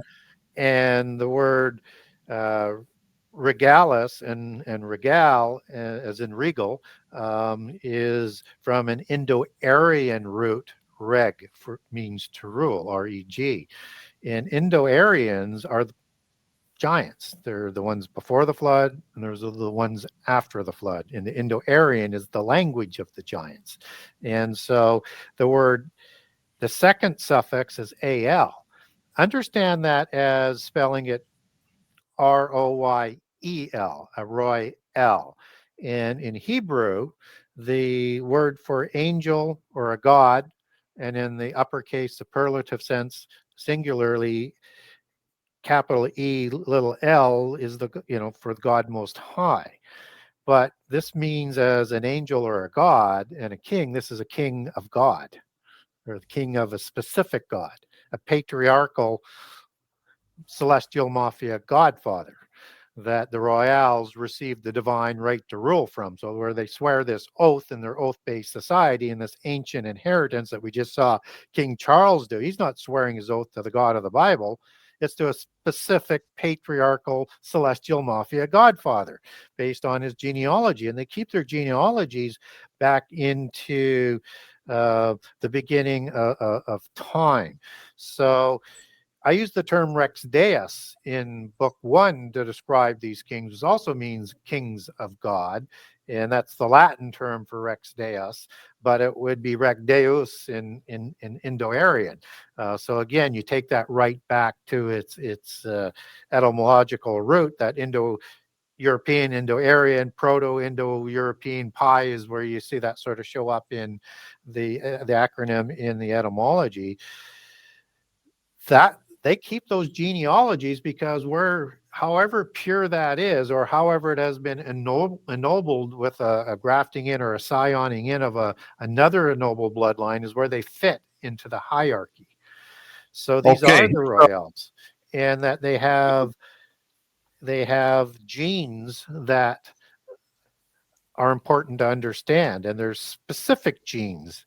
So LB gens is one of the genses, and the LB gens, and it actually means white and pale white and hoary like is in LB. LB is also short form for a giant like Albion or Albert. And gens, as you take that back to Latin, means to a specific patriarch that starts the tribe. Prince Albert? Was there a Yeah, I uh, mean, was there a reason to that name?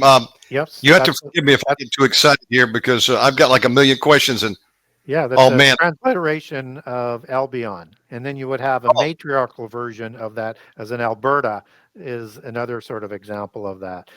And so one of the more famous genses in the world comes that is used by the black nobility of Italy, as they like to call themselves, is the Julia gens. okay, And that's the gens that goes back to the bloodlines of like Julius Caesar and Augusta. And then out of, as part of the 100 original families of senators that ruled before the Caesars in Rome, back to Romulus and Remus, offspring of the god Ares. these guys were of abnormal height, right? Romulus and Remus, and They're giants, yeah. They were the proto Italians, proto-Romans were Etruscans. They were the aboriginals that were living in the land before the descendants of Japheth migrated in there and intermarried amongst them. Etruscans were Indo-Aryans, and they established the seven hills of Rome, Palatine Hill being the sort of the most important one, although Capitol Hill and another hill, a lot of people would say would be almost as important. But in the end time, Palatine Hill kind of becomes more important, I think, with the seven hills of Rome for Babylon. But that's another story. So, yeah, so when we look at these individuals, whether they're Scythians or Indo-Aryans or Persians, okay. these are all giants. There's 4 to 5 different groups of Indo-Aryans after the flood. And they show up immediately after the flood. So either survival or creation shortly after the ark lands on Mount Ararat. And likely second incursion is done through Canaan, who receives the curse and doesn't want to be in bondage. He's going to supply his daughters to create giants, or he's going to mate with a female goddess to create giants. And so when we look at the Canaanites, for example, you have 9 patriarchless giants in the Table of Nations. I mean, 9 patriarchal tribes in the Table of Nations. You've got Canaan as the head of the family there, and then his 2 sons, Sidon and Heth. Then you have Amorites, you have Jebusites, you have Archites, you have all of these families. And families goes back to a Hebrew word that basically means a different species, a different kind. And that the patriarch has their name embedded in the name, like as an Amorite that we talked about. So the Jebusites, the patriarch is Jebus. And I could go through all of those ones and take that back to a patriarch, which I do in book 2. These are hybrid giants that the Rephaim and other giants intermarried amongst, so they didn't go extinct. And they did that. That's an interesting point. Leads to a good question. Folks, we're live with author Gary Wayne. He's got 2 great books out. Genesis6conspiracy.com, part 1 and 2. I know where God in times past told the children of Israel, don't marry outside of the tribes. Don't take any foreign wives. And then you hear about today's royals, the royal families. I'm thinking of Britain, for example. They tend to marry within their tribes. Yep. Was that so? In the case of the Israelites, God did not want them to get corrupted with Nephilim DNA, and I guess and they did to a certain degree. So go ahead. Do you think today the reason a lot of these royal families intermarry is because they're trying to preserve that genetic DNA from the giants? Absolutely. They believe they are superior beings. Okay, I'm going to put you on the spot here. It's 2024. Would you be prepared to name maybe some modern day examples of some of these royals? Could we be looking potentially at the King Charles and his royal family? Sure, he would be a bloodline wannabe for an antichrist. Okay. So a competing line, and he's got lots of competition. But King Charles III, Windsor, he is a Hanover by his original Okay. bloodline. They changed their name to Windsor in World War I because the Hanovers with King George took over from the Stuarts, right? Right. And so we know his bloodlines go through there. But there's a lot of grafting in, particularly with the Stuart bloodline, to create that dynasty. And Okay. King Charles III also is on record when he was Prince Charles, and you can Google this, and I can send it to people. I have the links. Yes, He sir. has said that he is a descendant of Vlad the Impaler, and that Oh, comes through the Hanover intermarriage of Middle Europa in the bloodlines. And that's Vlad the important. Impaler is your classic Rephaim or antediluvian giant description in one part, in terms of one of the descriptions, just as is one of the descriptions of a post-diluvian giant. He is pale-skinned, hazel-eyed, red-haired, like most of the giants in North America discovered are red-haired. Okay. And he is, I mean, he's understood as Dracula as the character, which means son of a dragon, son of a seraphim angel, in terms of that allegory. Seraphim is a serpent-faced dragon angel with 6 wings from heaven. And the allegory of Dracula drinking the blood, that's part of what we were talking about, that they drank blood before, and they wanted to do that to help them live longer, to try and regain their immortality.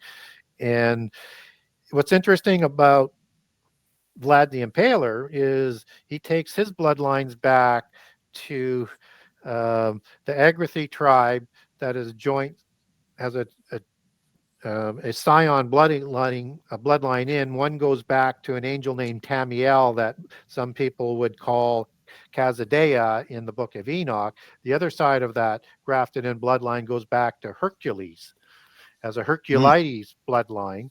And what's interesting about that is Hercules is the offspring of Zeus and Alcmene, a human female.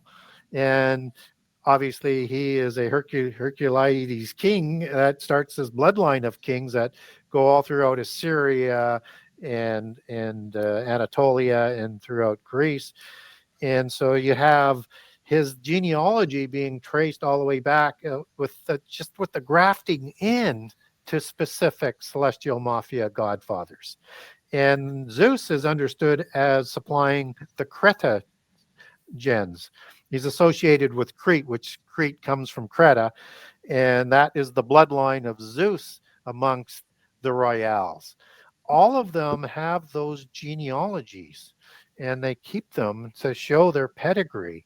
And Antichrist, he could come from one of these pedigrees, but there's multiple ones. So the Anjou, they actually hold the King of Jerusalem title through Nephilim bloodlines and a grafting in of King Saul, King David, and allegedly, falsely, I know falsely in my belief system, and that they also have Jesus and Mary Magdalene and also grafted Right. in with the Quinatar allegory, which is a connection back to a Baphomet type of angel or a satyr degraded seraphim angel godfather, in terms of how they take that back on that understanding.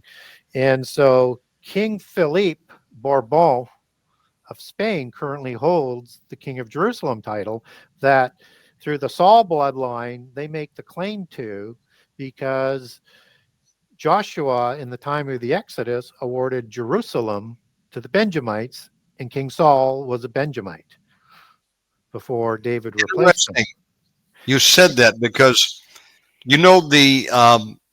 we're live with author Gary Wayne. If you're just joining us, welcome aboard. Gary, do you remember just recently? I guess it was somewhere over there in Spain. They had this horrific flooding. Yep. And it just wiped out some cities over there, and just its aftermath was a couple foot high of mud. It just came through there, and nobody was prepared.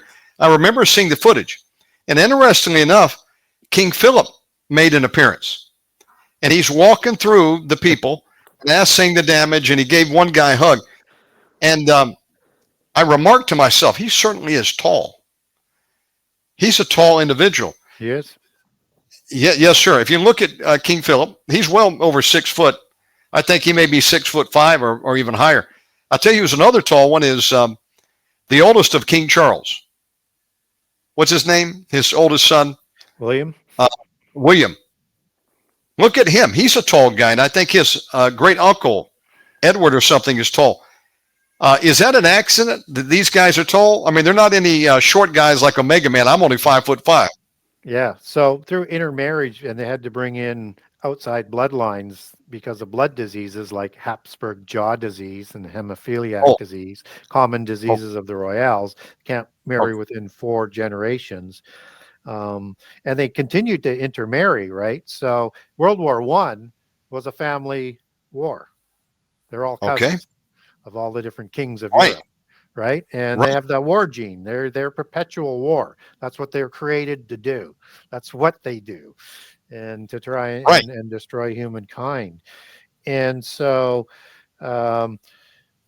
this bloodlines of the Antichrist, there's always 3 Antichrist figures ready to go by the Western bloodlines, and they're rivals. There can only be one. So I think King Charles probably is a little bit old, but William could be a more of a likely possibility if we're in the fig tree generation, and I do think we are. And that Antichrist as an King Antichrist, Charles? and they will present their pedigrees as part of the It's end interesting. time. And he has that dragon as Prince of Wales, doesn't he? Yes, he does, as the Red Dragon. And they, on their coats of arms, they show their pedigree. It's taciturn language and imagery for their genealogies. And so whenever there's a scioning in, that coat of arms in that generation is going to change a little bit. That's why you can get some multiple versions of the family's coat of arms. It's that intermarriage that's going on. So when you look at like a lion on a coat of arms, where do we get a lion from? Well, we talked about a god like Nergal, a lion-headed god. You could look at Mahis or Sekhmet in the Egyptian pantheon. But biblically, we get a lion face on a cherubim, which is a watcher. Right. One of 4 faces. You have a bull, you have a lion, you have a human head, and you have a bird head. And so we get these lion men of Moab in the Bible. That's right. Are mighty ones. And the men and the Gadites are lion-like as well. And one of the Mesopotamian kings in Genesis 14 is named Arioch, which means lion-like. Are these like chimera? No. Half man, half animal? So let me just sort of back up a step and let me come back. So if I think, and I make a good case in book 1, that most of the giants before the flood and after the flood are created by seraphim watchers, which are, close to the top of the apex in the angelic order. And the seraphim angels have a serpent face. They look like dragons or serpents, right? And with wings. So when you see Isis and Osiris depicted as winged serpents, or an Araius god, as they call them in the Middle East, this is a seraphim. When you hear of Quetzalcoatl and all of the gods of Central and South America, these are serpent, plumed serpents and feathered serpents. These are seraphim. When you hear the dragon creator gods in China, these are seraphim angels. Most of the ancient gods were depicted in their original form as seraphim. But there are some other ones that look differently. So you'll have, like, the Anunnaki are shown with a human face and a bird face. Same setting, same rituals, same wings, same stocky character, same beard. Well, the heads are different, but one's the head of a bird and one's the head of a human. When cherubim take a physical form, they take one of those faces. Now, if they produce with humans to create, they would look like them. So taking it one more step back, most of the kings before the flood were depicted as serpents. after the flood, they were originally depicted as serpents. And then as they have to intermarry after the flood, that's going to get diluted. So roll that forward to Akhenaten about 1,000 years or so after the flood. You Google him, you're going to see a serpentine face. You're going to see this Wow. protruded chin, this high cheekbones, these large wraparound eyes. Their eyes would light up, because they're called the shining ones, would light up a room. And they have these long necks and they have these elongated skulls.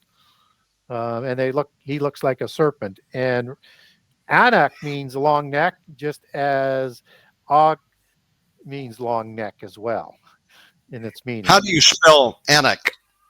Anak. I'm over. I don't know if I told you this, but I'm an American that moved over to Bali, Indonesia in 2016. So I'm in Bali right now doing this show with you. And I've been here 8.5 years. In Bahasa Indonesian, the term for children is anak, spelled A-N-A-K. That makes me uncomfortable now. Yeah. We are live with Gary Wayne. Gary, some of these royales seem to be out there in the open. Are there a segment of the royales that may not be as visible, but they're behind the scenes, maybe involved way up there in the Illuminati and some of these organizations that people refer to, the globalists? They have not gone away. So we see some visible royales, but all the families are still in place.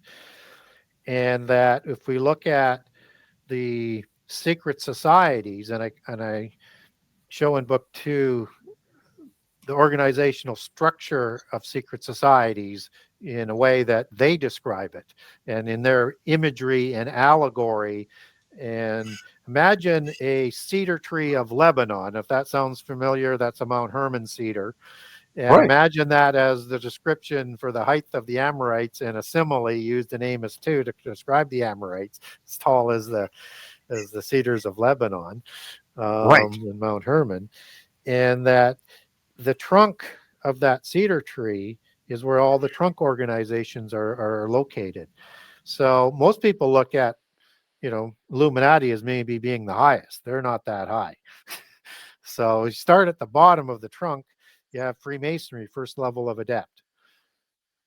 3rd degree York Rite, 33rd degree Scottish Rite. Above that is the Illuminati. So maximum about 5th degree, maybe 6th degree in the York Rite. Then Rosicrucian. And starting at the top level of the Rosicrucians is all populated by purebloods. And Wow. the lower level are rising, initiated, genealogically connected people, because you have to be invited to join these secret societies through your genealogy, or your genes, which gene is a very important word, which produces the blood type of the Rh negative. It's not. Oh, interesting. Yeah. Do you think that if we could get a blood sample of some of the royales, would they have maybe something different, like O positive? Like O negative for the Windsors. O negative. Yeah. Oh, really? Yeah. Royals are significantly Rh negative. Now it can, in that it can skip a generation, and they believe it's passed down through the matriarchal bloodline, the gene and the blood type. So, and that's important because there were so few pureblood giant females after the flood, but they would use them to start the new dynasties with the humans. And I can give a biblical example, but I'm down about 4 paths here right now, so try and loop this sort of back in if I can. Is our special guest tonight. I want to insert a joke while we're on the subject of royales. Have you ever had a quarter pounder with cheese? Yes. What do they call a quarter pounder with cheese over in Europe? I don't know. A royale with cheese? From Pulp Fiction. Now I'm going to tell something crude. Yeah. What do you call an anorexic with a yeast infection? I have no idea. A quarter pounder with cheese. Boy, that's raunchy. I haven't been able to tell that joke in 20 years, but I couldn't resist. We're talking about metric royale. Okay, just a little bit of lightning. Royales. Wow. Folks, think about that. There are people on the planet that are of this bloodline. Now, so I wanted to get into the top level of the thelemic tree. Okay. We're only part way up. So above that is the Committee of 300 Families of the West. And above that is the Council of 33 Families. And above that is the 13 Families of the West. There are other organizational structures around the world. And so the Royals populate in their own Royal orders, their own Royal Masonic orders, the top level of the secret societies. So you might be familiar with King Charles's one, and Queen Elizabeth headed it before. It's the Order of the Garter. There's two orders, a senior order and a junior order. It's the senior order where only the royal bloodlines are permitted. They don't allow lower bloodline prime ministers or anything like that involved into those ones.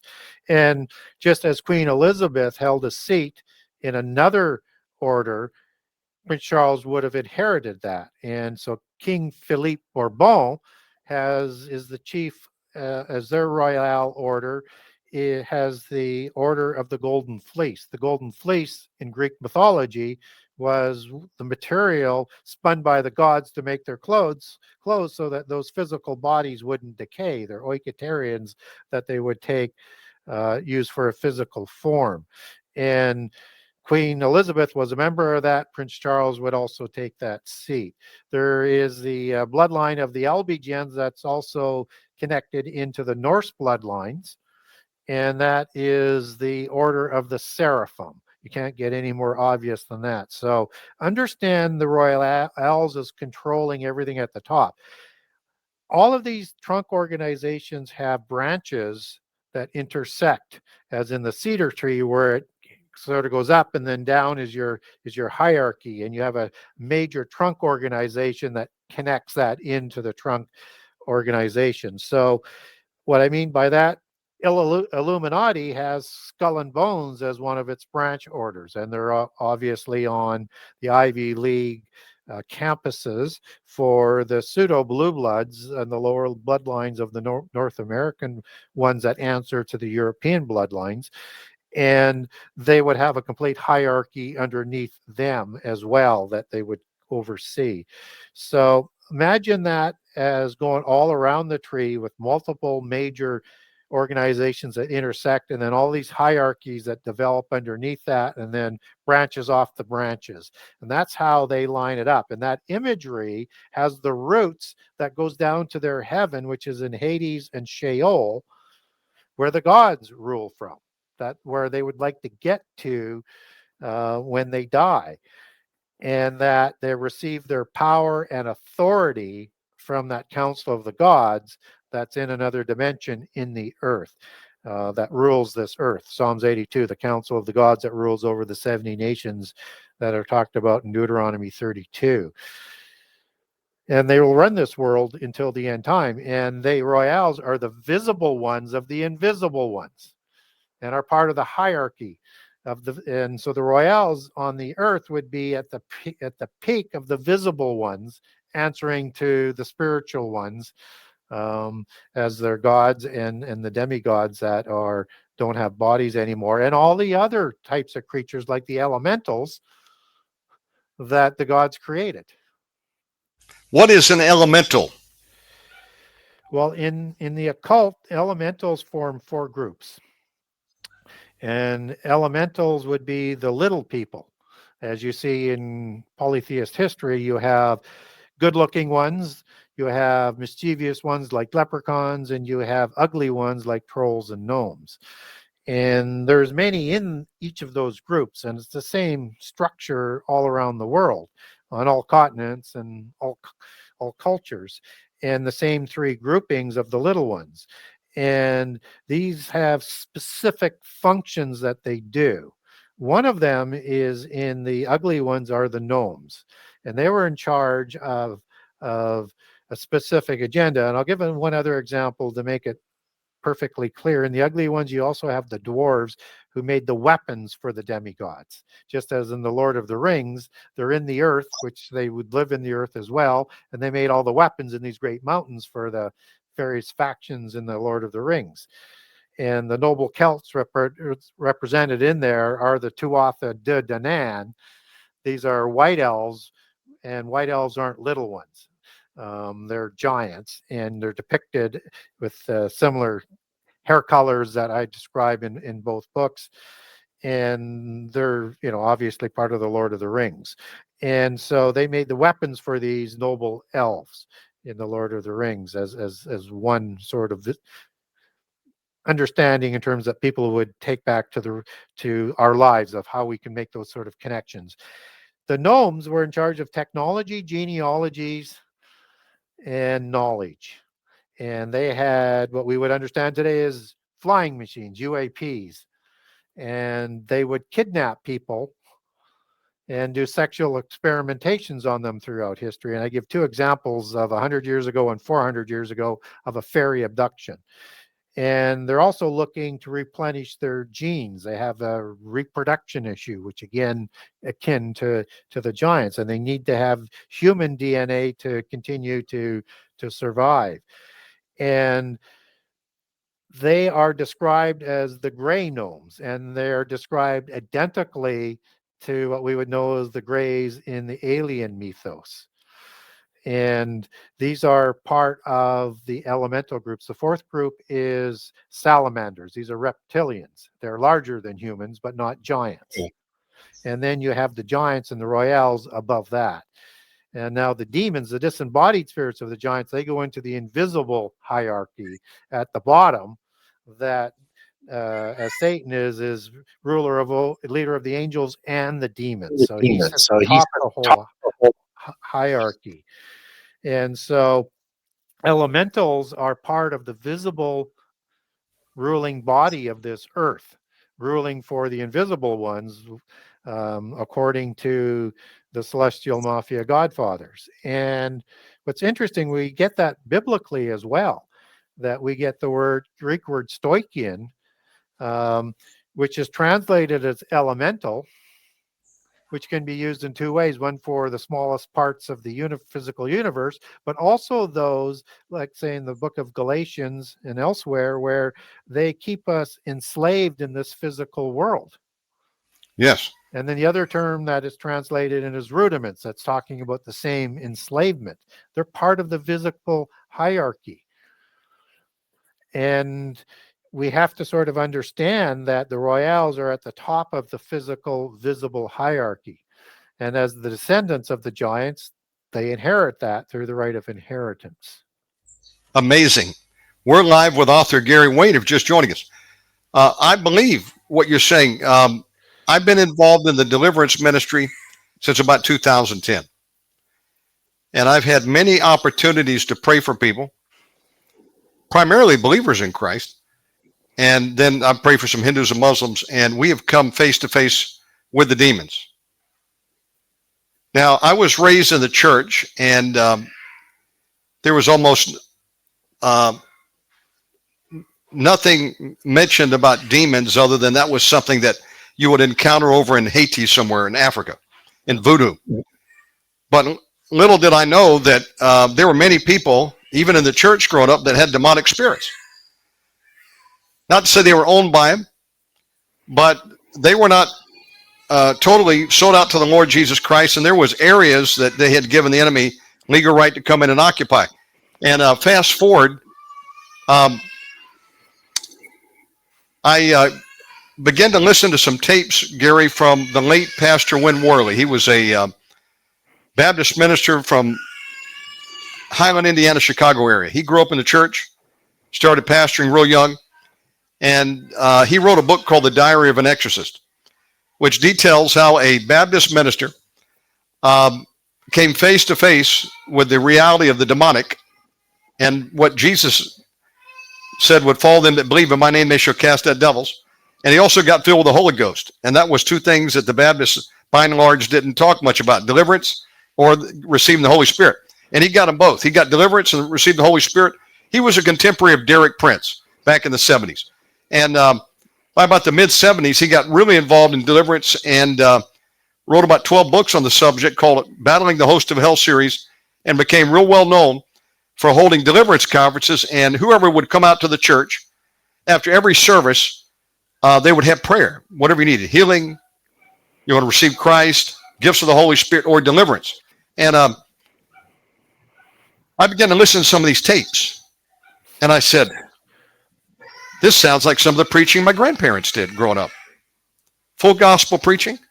Yet I never saw any deliverance going on in the church. We would have altar calls after the message. Anybody needs prayer, come on up. People would pray. They would be in. Back then, we had the churches that still had the benches, the wooden benches and the pews up front.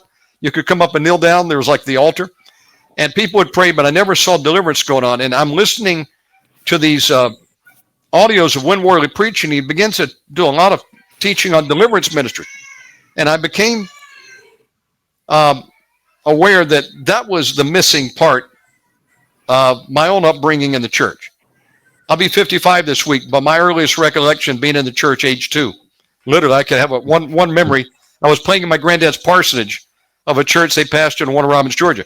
And so I've been in the church 50 years. I think I'm qualified to an opinion. And I can say that if ever there was a subject people needed, that was deliverance. Combating the host of hell, because demons are real. And in fast succession, I had some friends draft me. Maybe it was the Lord, I think, actually, set me up. And they would call, I had a friend call me, he was in the deliverance ministry, said, man, I've got a demon on the ropes. And this girl that I'm praying for, I need some backup. And I got on the phone with him, Gary, and this was one of the most foul conversations I've ever heard. This girl was full-on demonized, nasty thing talking through, and we began to do battle with this thing. I didn't know what I was doing. I just figured I'll follow the lead of some other, just say, come out in Jesus' name. And a deliverance session ensued. And I got really interested. I began to delve into it more. And I had an opportunity in 2010 to go up to a deliverance conference at Hegwish Baptist Church in Highland, Indiana. And I went up there just to check it out and try to get some more information on who Win Worley was and pick up a couple more of his cassette tapes at that time. And what I was in there was a life-changing experience, what I was in for that weekend. They open up on a Thursday night and they run through Sunday morning. And Gary, the pastor, his name is Michael Thayer, opened up the service, and he's just talking about how Satan lost his beauty in the fall. And as he's talking about the fall of Satan, I heard a voice from the other side of the church. I was sitting on the right side in the pews, and there was a lady, an African-American lady sitting on the back seat on the other side, and she screamed out, she says, "Don't talk about him like that." And Gary, I looked over to see what was going on, and this lady, she was like this and had her eyeballs back in her head, just see the whites of her eyes, and her head was bobbing around. A demon spirit had manifested in this girl. That was my first encounter in person. Well, we heard some great teachers that weekend, and every service they would have an opportunity for people to come out for prayer. Well, they have a thing called the Mass Deliverance Night, and it's on Saturday. Every meeting they have, they've been doing this thing for, let's say, over 30 years. That's the big event. And they begin to command spirits to come out by name or function, spirit of anger come out, spirit of lust, spirits of witchcraft, etc. And it's like, it must be something like in hell. It's like a battle zone. I'm sitting there minding my own business, Gary. And people are screaming, people are falling out on the floor, seizures. If you ever saw the movie with Marlon Brando called The Island of Dr. Moreau, the remake that he did, and he has this little device, he can squeeze it, and all the animals got the implant, they fall on the ground, and they start shaking. Yep. That was like the sight I was seeing. And there was a guy next to me I'd been talking to earlier. I said, "Where are you from?" He said, "I'm from another city. I go to the Catholic Church. I came up here to check this out." He's laid out.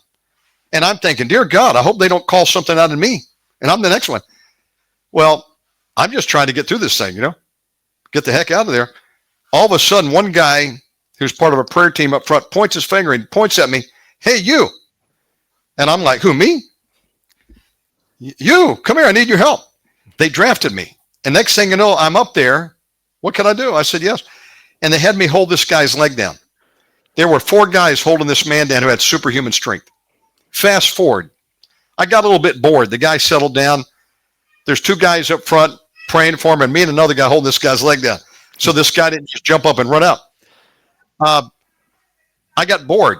So when it looked like the guy was docile again and I didn't need to hold his leg down, I moved my way around to the back side of the guy's head, and I'm just listening and see what these guys are doing. All of a sudden, this guy turns his head and he looks me in the eyes, Gary, and it locked eyes. And it wasn't a human's eyes. It appeared to me that it had like a slit in the eyes. It almost looked like a snake. Something was going on there. And I would try to move out of its gaze, and it would track me, Gary. I couldn't move, and his eyes were big, and it's looking at me. And I had the impetus. I could run, get the hell out of there, or I could stay for the battle. And all of a sudden, this man who's got an evil spirit in him looks at one of the other guys and says, hey, he doesn't believe. Ask him, he doesn't believe. And I'm like, what do you mean I don't believe? Again, I could either run. Thank God I didn't run. It would have been over. I probably wouldn't be here tonight. I grabbed a box. There's a box of Kleenexes with a tissue. I didn't know if an evil spirit could transfer into me by contact. Didn't know. Yeah. So I figured I got to have a barrier like Howard Hughes with a tissue. And I took that tissue and I put it on his head and I said, come out in Jesus' name. That's all I knew to do. Yep. And nothing really happened at that moment. So I kept at it, and they're all praying more vigorously. And he spoke Spanish, so I thought maybe Spanish would help. I knew a little bit. I said, sal en el nombre de Jesus Cristo. Come out, come out in the name of Jesus right now. And you know what? I kept at it, and all of a sudden, war broke out. This thing was, this guy was fit to be tied, and he started gesticulating, and a battle's coming on. Then he began to cough out, and we knew we had the victory. And then it was all she wrote. He began to cough this thing out. After some minutes, all of a sudden, I literally saw a transformation of this guy's eyes. I looked at it and it went from something else, not human. The glaze literally went off of it. Next thing you know, he's like, hey, where am I at? He didn't even know he was down on the ground. Yep. So peaceful.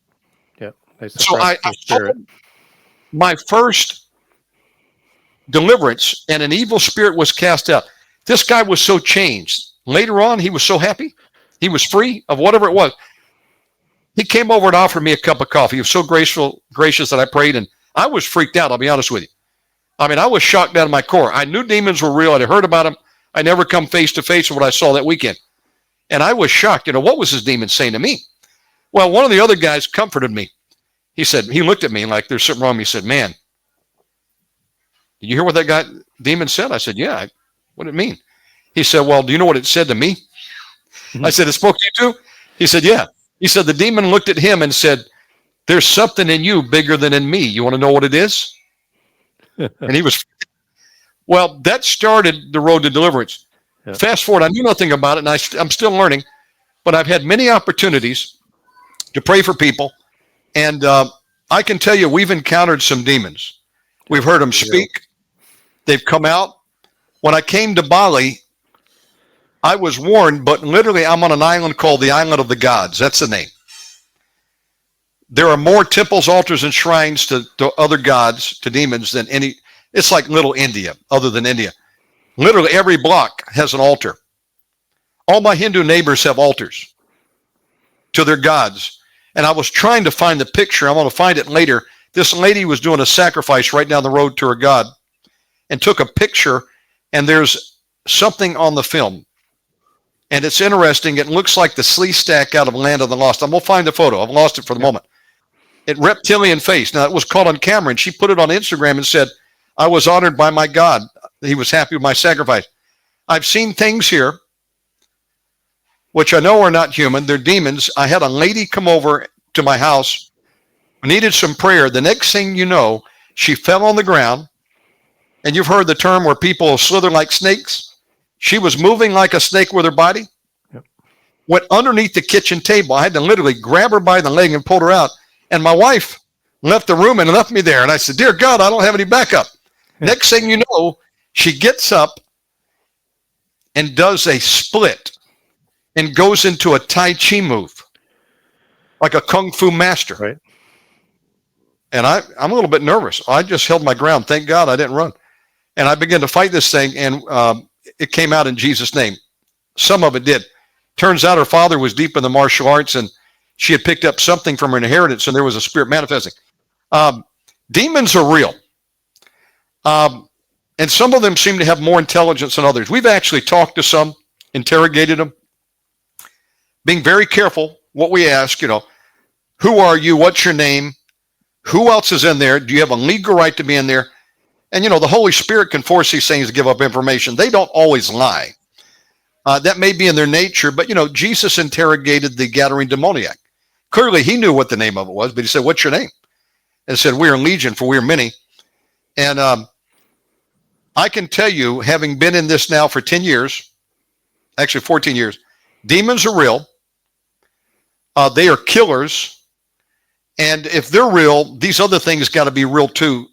Case in point, Dr. Bill Sneblin, who came out of the occult, he was in it really heavy. Had all types of degrees in the occult. He was a witch and everything. He told me one time that gnomes are real, and you'll see people that have these statues of a gnome they'll put in their yard. And when he said that, he was very, he was very serious and stern. He said, you don't want to mess with those things. Yep. He says, I know stories of those gnomes that animated, and they're very evil, and they'll hang people from trees. They're killers, even little small things. Yep. And I've heard stories of people that had you remember the troll baby they had back in the 70s with the green hair? Yep. That had them on their dresser.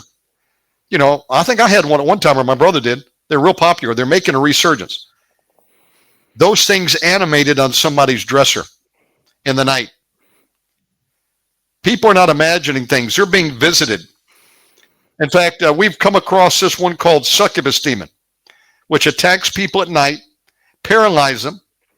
I had a brother who was attacked by it, and he was literally choking. He said this thing got on him and was choking him, my own brother. And he cried out, Jesus, Jesus, a couple times, and the thing let go and slammed the door of his room as it left. And he was so traumatized, he went and found a workshop conference on breaking generational curses. I mean, in my own family. I know these things are real. I've talked a lot here, but I just want to say, I believe the story, and we're encountering something out there. What do you think these evil spirits are that we're running into called demons? Are these the disembodied spirits of the giants? They certainly are, is the simple answer. And so there's I'll link this back into the Bible and some other important aspects of it. So in ancient Greece, there's terrific examples of history where after their hero died, their ruler died, they would do sacrifices and worship the dead spirit, and we're trying to pacify the dead spirit that wouldn't come and do evil things to them and haunt them because it was so upset it couldn't interact physically in the world. And it's called hero worship. And you have the Tuatha De Danann, the fairy folk of the elven bloodline. That is the bloodline in their belief system that wants to produce a dragon, a messiah. They're also known as the Sidhe, the seed, the Shay, all the same word, Sidhes. And that can describe the physical being and the spiritual being when they don't have bodies anymore. And so depending on how you want to do that, you can even pronounce it as said. There's about 100 different ways. Biblically, we get in the Old Testament devils in Deuteronomy 32:17 and Psalms 106:37, where people are worshiping these devils. That is the Hebrew word 7700 shed, meaning a demon, a devil that people were worshiping. These were in the time of Israel, they were worshiping the spirits of the Rephaim. And Rapha 7496 that we talked about earlier means ghost, dead, deceased, shade, spirits, evil spirits, right? It's the disembodied spirits of the Rephaim that they're worshiping. And we need to understand that when Jesus was dealing with these devils, these were the daemon spirits. Yes. And they're the ones that possessed. They're part of the invisible hierarchy now below the angelic beings, but nonetheless part of still carrying on the resonetra, to the reason of being. They're there to destroy humankind and to cause us as much pain and suffering as possible. And if people haven't suffered night paralysis, please, pray that you don't, It's because terrible. it's a terrifying experience. And I've received many over my lifetime, and you learn how to get rid of them, but then they get more difficult to deal with. They access through dreams, and your dreams change, and then you realize it's not a dream, and then you have to be able to recognize that, because they're continually attacking. And it doesn't mean you've done anything wrong that they're attacking you, but what you want to be very careful of is not to create any scenarios to invite them in. That's very true. I mean, I've been frozen a couple times, and it's a terrifying experience. And I want to move, and I'm trying to with all my might, I'm just hoping. I'm hoping I'll fall off the bed and I hit the ground and I wake up. I'm going to ask you a hardcore question. I've heard very few talk about it. People have wet dreams, and typically it's precipitated by some erotic dream you've had. I've had them. I think many men have had them. But some say it's just a physiological function to relieve some pressure. But I've heard it also said that, no, you've actually been attacked by a succubus spirit, and for the purpose of harvesting your sperm. Now, that's what I want to get you to weigh in on. Somebody alleged one time that it's not just a matter of some are even raped by demons. I've counseled some people, and we've done deliverance on people that had succubus spirits of lust. Okay. But what about the fact that maybe they're trying to get that sperm to harvest it? And one told me that they take the sperm, and in the spirit, they're able to create spirit babies. Now, I can't prove that, and I don't know too many people have talked about that subject, but do you think there could be a real-time harvesting of sperm even today? Yes, but not used by a spirit being, I don't think. Okay. In the elementals, and particularly like in the trickster ones, of the mischievous ones, is that they have changeling capabilities. So they can take both a spirit form and a physical form.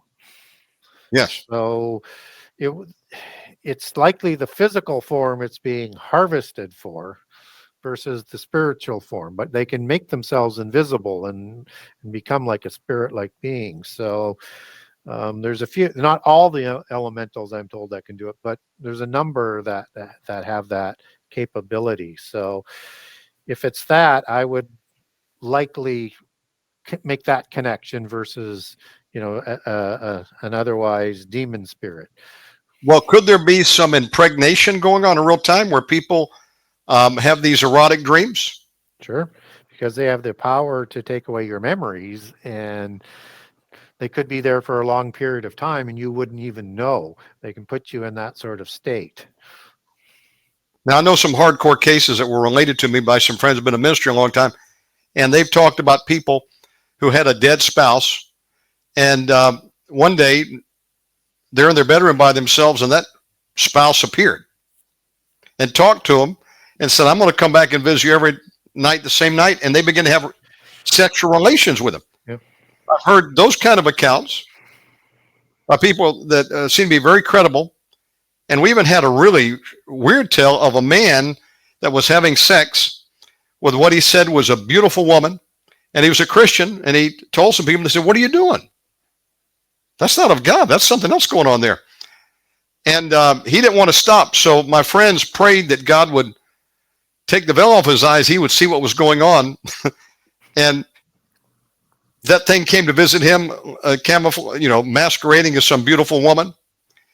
And all of a sudden he looked, and it was like a big gorilla. He was knocking the boots with. Now, I mean, this sounds bizarre, but I believe these things are taking place in the supernatural. Um, I want to talk later about 911. Listen, I want to be respectful of your time. And also, do you need a bathroom break? How much time you got left? How How much you more feeling? would you like? I'm good. I'm still good. You need a break at all? I do not. I'll probably Okay. grab a sip of water here if I can, though. Yes. Get you a sip of water. Folks, we're live with author Gary Wayne. I want to thank Gary for honoring us to come on tonight and let me ask him all kinds of wild questions. You got to get these books. Genesis6conspiracy.com. You can get book 1 and 2. I want to do a commercial for this right now. Gary, where do people go to follow your work, get the books, and what formats do you have them? Are they paperback, hardback, ebook? What do you got available? Yeah, good question. And thank you for asking. So, the best place to get a hold of me and to find out about my books and to purchase the books is through my website, which is the Genesis6conspiracy.com. That's Genesis 6, the number 6conspiracy.com. And on that website, I have a generous excerpt of all 98 chapters of book 1 and all 84 chapters of book 2. And it's a generous excerpt, but it's a small drop in the bucket of each chapter and in the whole book. So, you'll figure out whether or not it's the right book for you or not. The table of contents in each will grab your attention for sure. And if you're interested in getting a hold of me, there's a contact the author. So that if you wanted a little more information, if I have a document on it, tell me whatever it is that you want. If you want it on the elementals, get a hold of me. I'll send you what I have on the elementals, for example. Oh, wow. If you want to know how we know the sons of God are angels and not humans, then I've got lots of documents. So, but do be patient. I'm running a few months behind on the list. It's just they come in every day, and I ask for more every day. So, and I spend about 5 or 6 hours a day answering emails. So, I will get back to you, and I do them in order. And on the website as well, there's a buy now page. And you hit on that and you'll have book 1 or book 2. So if you wanted to get either book 1 or book 2, click on that.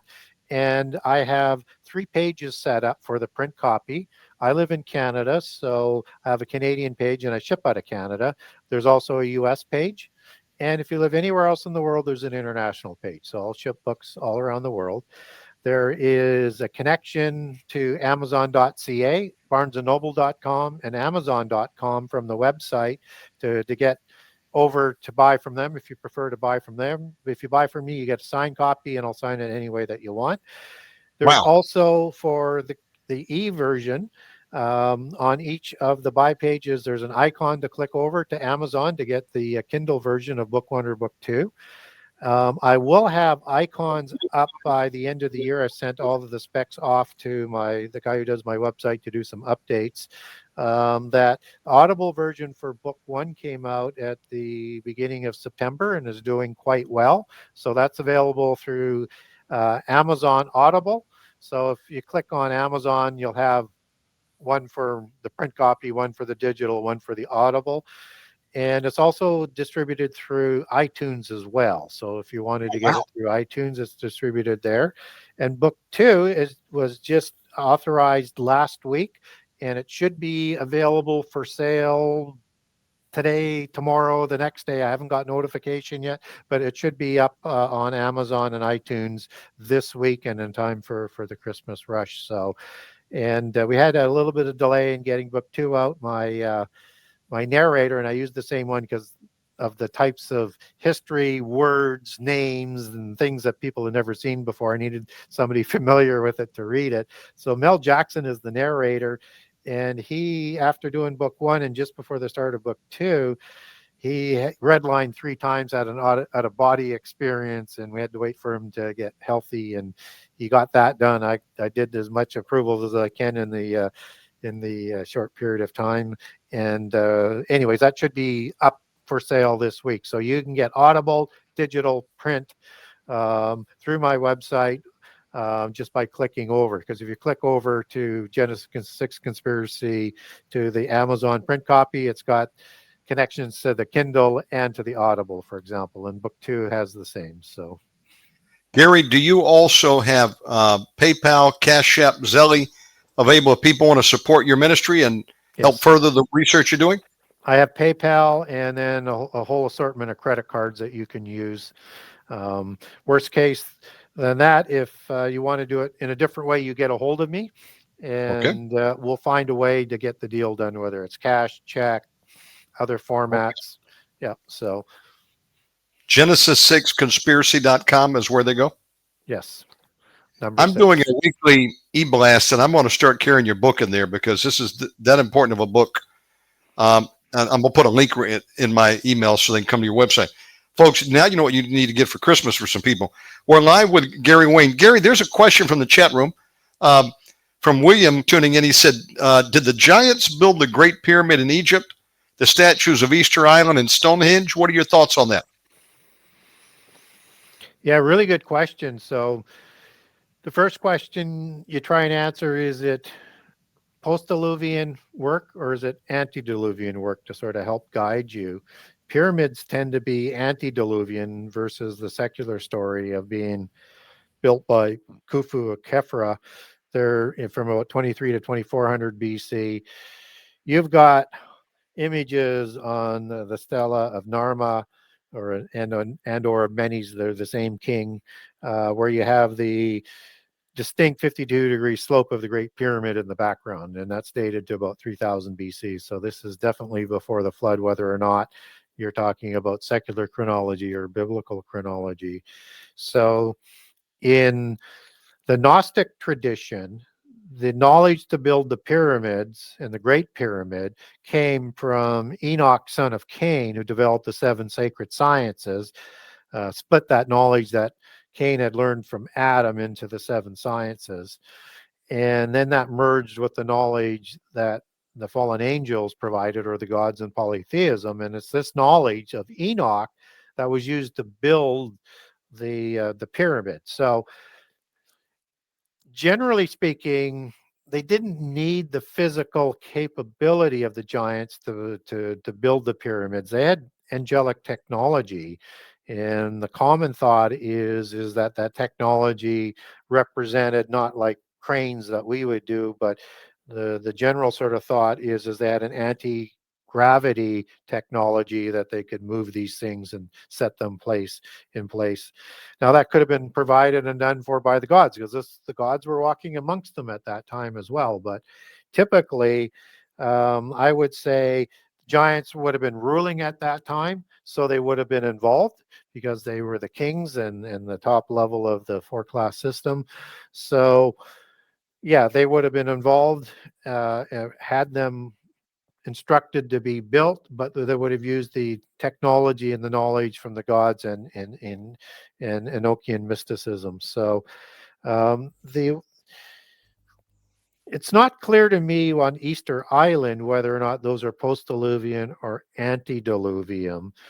They have a look and a technology that appears to be more antediluvian, but all of the evidence we get suggests post-diluvian. So that would be giants after the flood and fleeing giants, and migrating giants around the world. So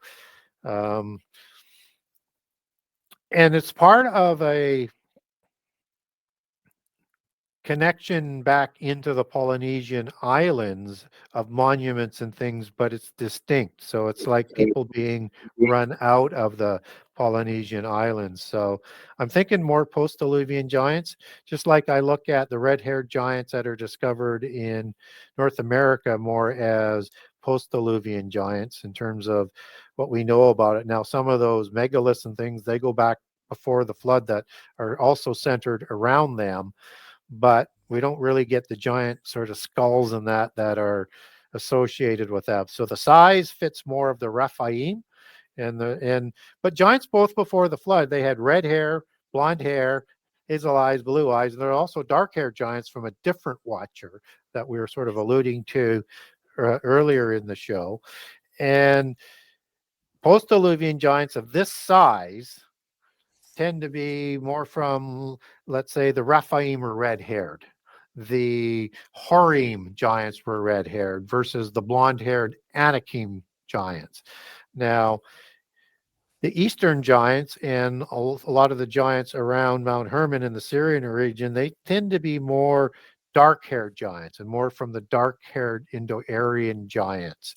And the Indo-Aryans who settled in Persia and in the Indus Valley and had the same religion initially, which is Zoroastrianism, that we would understand still is around today, that branched out into Mithraism, I'm sorry, and Hinduism in India. That's the bloodline of dark-haired giants that produced the Aryan bloodline of the Persian kings of the Achaemenid dynasty, and they take their genealogies back to those dark-haired giants. Very interesting. You mentioned Indus. The Yes. first disk drive I bought back in 1985 was the Indus GT disk drive. It had a floppy disk drive. I always wondered where that name Indus came from. I guess it was Hindu. Yep. Have you heard of a story that in Mexico City there's a mountain that is off limits except to approved archaeologists at this point? But there was a guy who maybe 40 years ago, before they clamped down on it, got access to it, and he tells a story of they had went to the top of the mountain, they found some type of ruins there, and there was a local legend that there was a giant that was up on top of the mountain, and people would have to make like a pilgrimage, if you will, and get up there, and they'd offer their children as sacrifice to the giant that would eat them. Have you heard of any stories of humans being offered to giants as sacrifice to be eaten? In modern times Um, or in previous times? Because it was common in history. This may have been probably as recent as like the 16 or 1700s, 1800s. Yeah, that would still be common. I mean, you had giants that were still in North America and in Central America. And the First Nations have accounts of all of these different giants around that were around, and they did battles with them. So, and most people don't associate that much with the First Nations, and they also have records of these elementals, and they're also connected to Bigfoot. So, like the Hopi clan say they come from the White Snake clan from an island continent. Wow. But yeah, so you've got so many different names of these giants that are all in their original languages. It's just not written language, so you don't have that specific sort of reference point that you can make with a footnote, but it's their history, and they certainly believe that. So Gary, what do you make of, I don't know what island this is, but it's known for having, I think the term is Cyclopean architecture. What I know of it is they believe that these are grave sites or ruins built by the giants, and they have a particular style. yeah. Can you tell me about that? Isn't that Malta? Malta, that's it. Yep. Do you think that the giants had some enclave there and built some of these Yes. maybe tombs or graves? Yes, these are antediluvian structures. So Okay. Probably occupied by post-diluvian giants as well. Cyclopean is more an antediluvian term, although there were smaller cyclops after the flood as well. It has a great history of architecture that people weren't capable of doing there, similar to the pyramids and things all around the world. And they have giant skulls, elongated skulls that they don't like to bring out. That's part of the museums, and they found many of those discoveries there. It is a hotbed of giant history on that island. Everything that has to do with it essentially goes back to the giants. Now, the Cyclops, did that mean one eye, literally? One eye, for this giant? Now, I understand that there are other characteristics of some giants: 6 fingers, 6 toes, maybe double rows of teeth. What can you tell me about that? Have you come across that? Yeah, certainly we see that in some of the skulls that came out of North America and South America. We get an account in Josephus and an account in the Bible of 6 digits versus on each of the hands and feet. So I think there's a strain of giant that is a bit unique. We don't get that said about any of the other giants recorded in the Bible. So it's either something that was sort of lost in the intermarriage, or there was a different strain of the giant that had that as unique, and it pops out as being unique in the Bible and unique in terms of how it's annotated in Josephus's account. So definitely it's part of the mix. I just don't know how big of the mix, but it's certainly part of that. And here's something, that Josephus talked about in chapter Antiquities, book 5, chapter 2. And he's describing giants that were in Hebron. Oh, Yeah. wow. Yeah. And I'll just read it here. So there will Yeah. till then left the race of giants whose bodies were so large and countenance so entirely different from other men that they were surprising to the sight and terrible to the hearing. The bones of these men are still shown to this very day, unlike any credible relations to men. They Wow. were completely different and huge, and they were kept on display up until the time of Jesus so that people would be reminded these were the giants that they fought against when they took the land of the covenant. I wonder if King Og's bed still exists somewhere in a private collection. Probably it would be kept at, yeah. I would think And someone would. and these were the bones that were removed from Hebron to put on display that he's referencing. So, and these would have been like the Anakim giants in Hebron. And so the Nephilim would have been even bigger.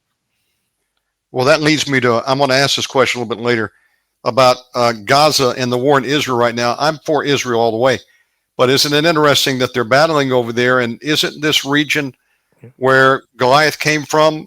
I wonder, I want to save that question a little bit later because that's probably a detailed answer, but let me come back to that in a minute. Gary, I meant to ask you this earlier. How do you kill a giant?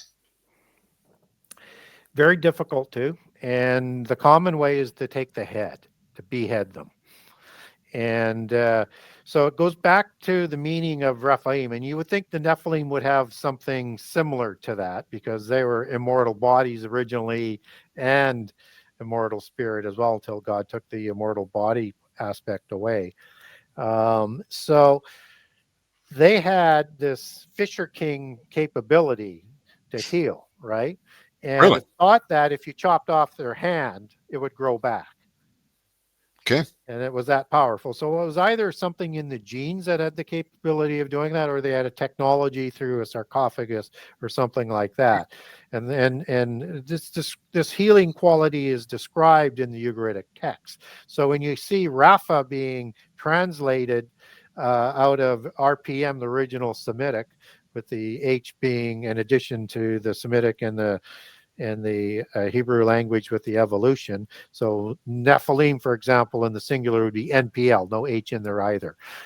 So the Rapha, they had the ability to heal themselves and to heal others. So when we look at that word Rapha, that root word as it's translated as the source word, it means to heal.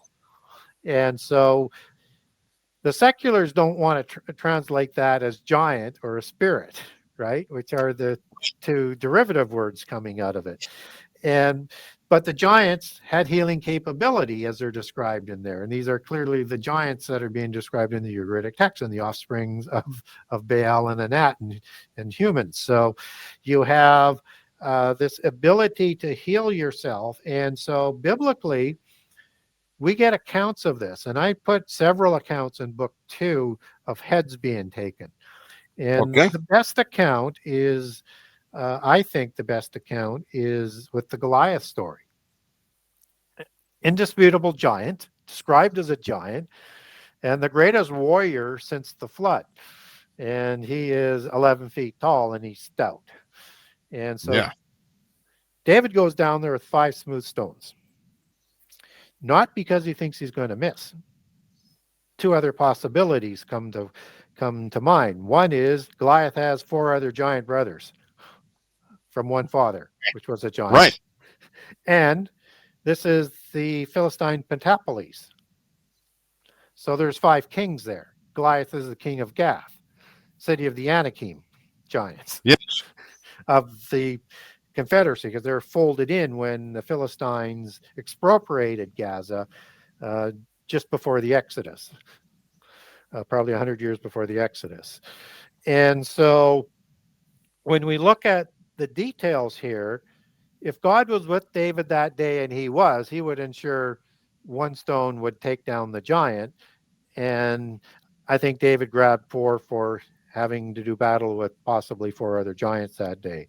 Now, that stone and the sling was one of the most deadly weapons of prehistory, used up right up into well past the Roman times, and more accurate than arrows, and you could get closer. And so he sunk it into the forehead. That Yes. should be a death blow. But David takes his head with Goliath's own sword and then shows it to both the Israelites and the Philistines, so they know Goliath isn't coming back. Makes sense, especially if they can reach. So in the execration text of the Egyptians, it talks about the worst death of a giant or a royale was to lose your head. Oh, And they would use that to punish their enemies and their rivals. that's right. Guillotine. Yeah. So roll that forward to another character that we talked about, the Dracula character. Yeah. You kill him by chopping off the head. This is something that was a common understanding to kill the giants. You took their heads. So when you had giant wars, you were going to take their heads.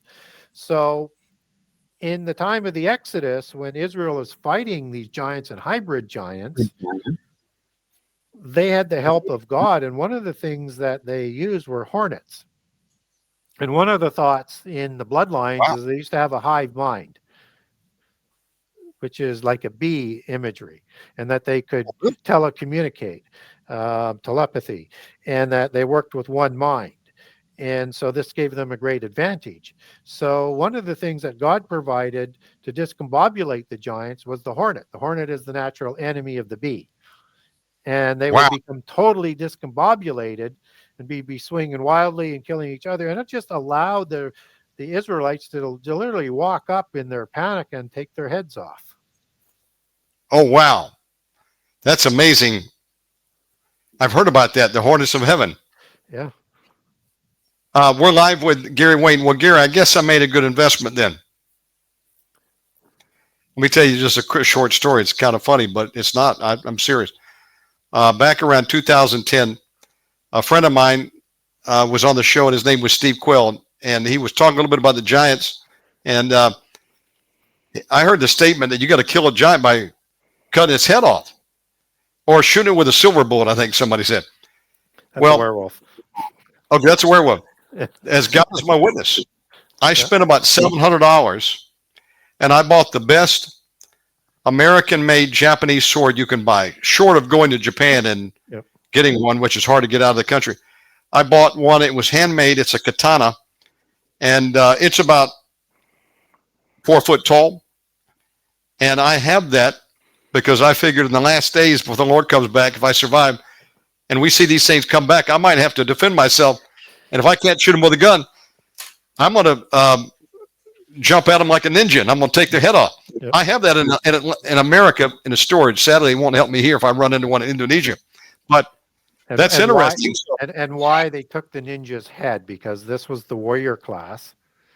Whoa. And in the Japanese tradition, the martial arts and all of the crafts and the bloodlines of the warriors and the rulers come from the Tengu watchers, as they call them.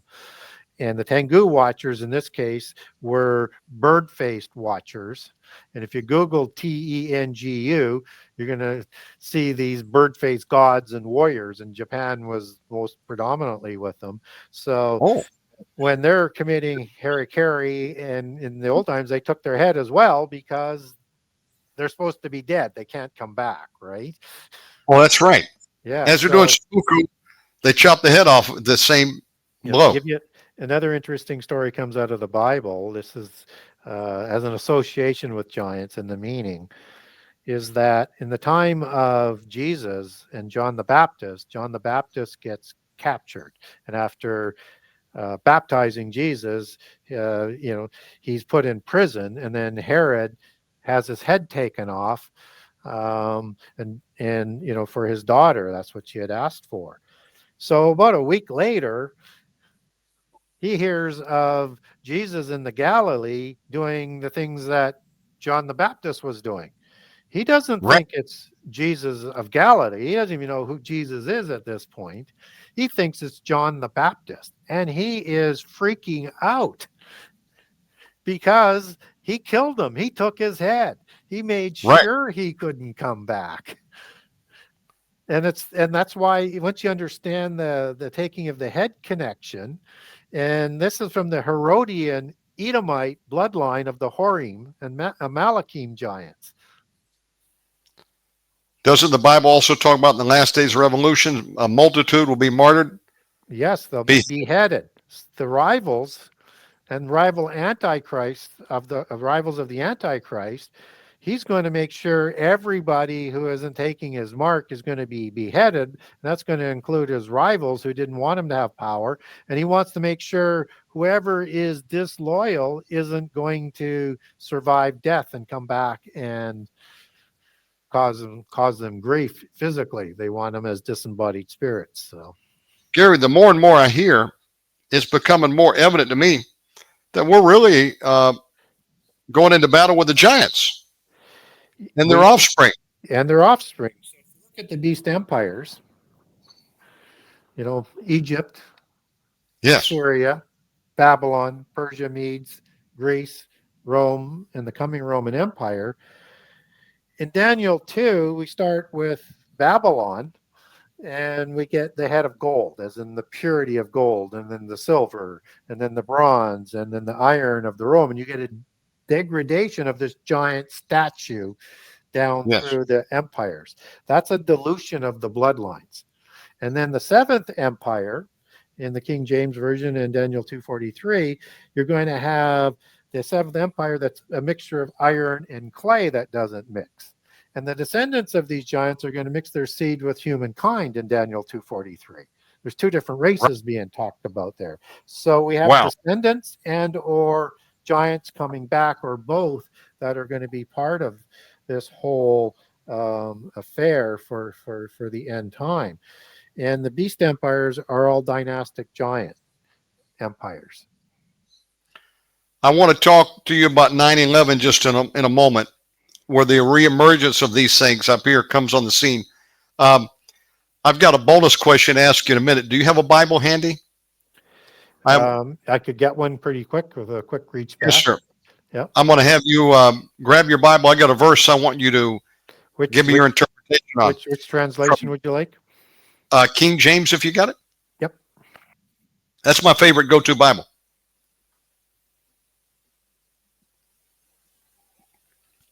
Folks, I'm honored to be here tonight with liberty to ask some great questions. Author Gary Wayne. His book is Genesis 6 Conspiracy, Part 1 and 2. You got to get this book. And if you order it from his website, you get a signed copy.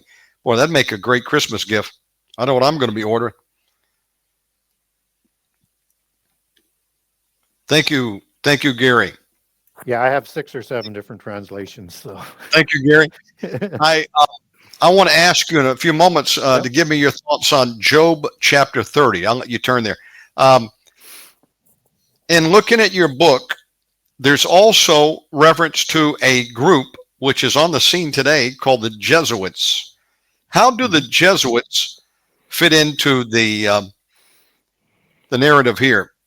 Are they working for the Royals? I know that they work for the Catholic Church. Some said that they're the mafia arm. Membership, I think about 30,000 worldwide, the last time I heard. And so I don't cover in book 1 the Jesuits, but I do cover the Jesuits in detail in book 2. Yes. And there was a number of reasons why I didn't do it in book 1. I give how you get to the Jesuits, but leave it there, because a lot of people I knew at that time would be saying, if I didn't show the Jesuits at the top, then they're not even going to give me a look at what I'm talking about. And I wanted to make sure I was able to get other information out there Sure. before that. Sure. So the Jesuits are the New Templars. Okay. That's what they're called. And they're to replace the Templars who fall in 1307. And the Templar is to turn the Catholic Church into the new Babylon for the world government that they want to bring about. Yes.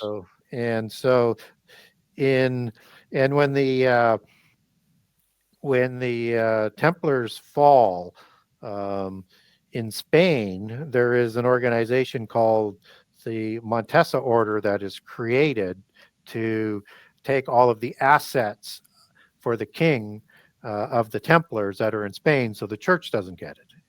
And then the Calatrava Order does the same thing in Portugal, part of the Grail. And in 1529, Ignatius of Loyola is thrown in jail. He's already had his Mary apparitions and his initiations and everything by this point in time, but the Inquisition has him in jail. So a fellow by the name of Francis Borgia of the Black Nobility Pope bloodlines, he has three popes in his ancestry.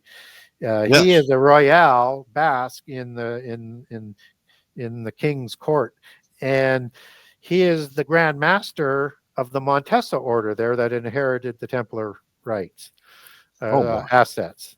And it's just a new Templar order is what it is. And so he bails Ignatius out, then funds him, and through his connections gets a papal bull by about 1535, and by the early 1540s with a series of bulls, they get control of the seminary schools, the teaching.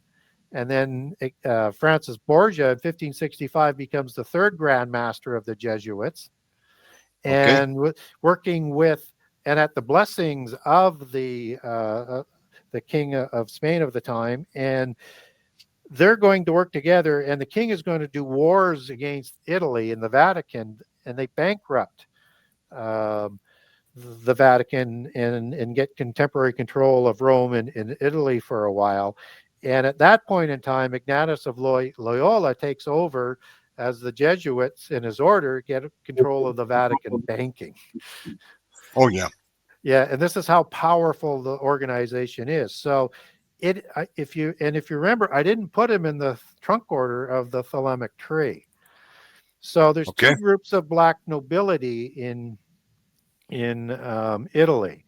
Black nobility that goes back to the Juliagens, and then the junior black nobility, which is migrating bloodlines from Phoenicia, which are going to settle in Florence and Venice and places like that.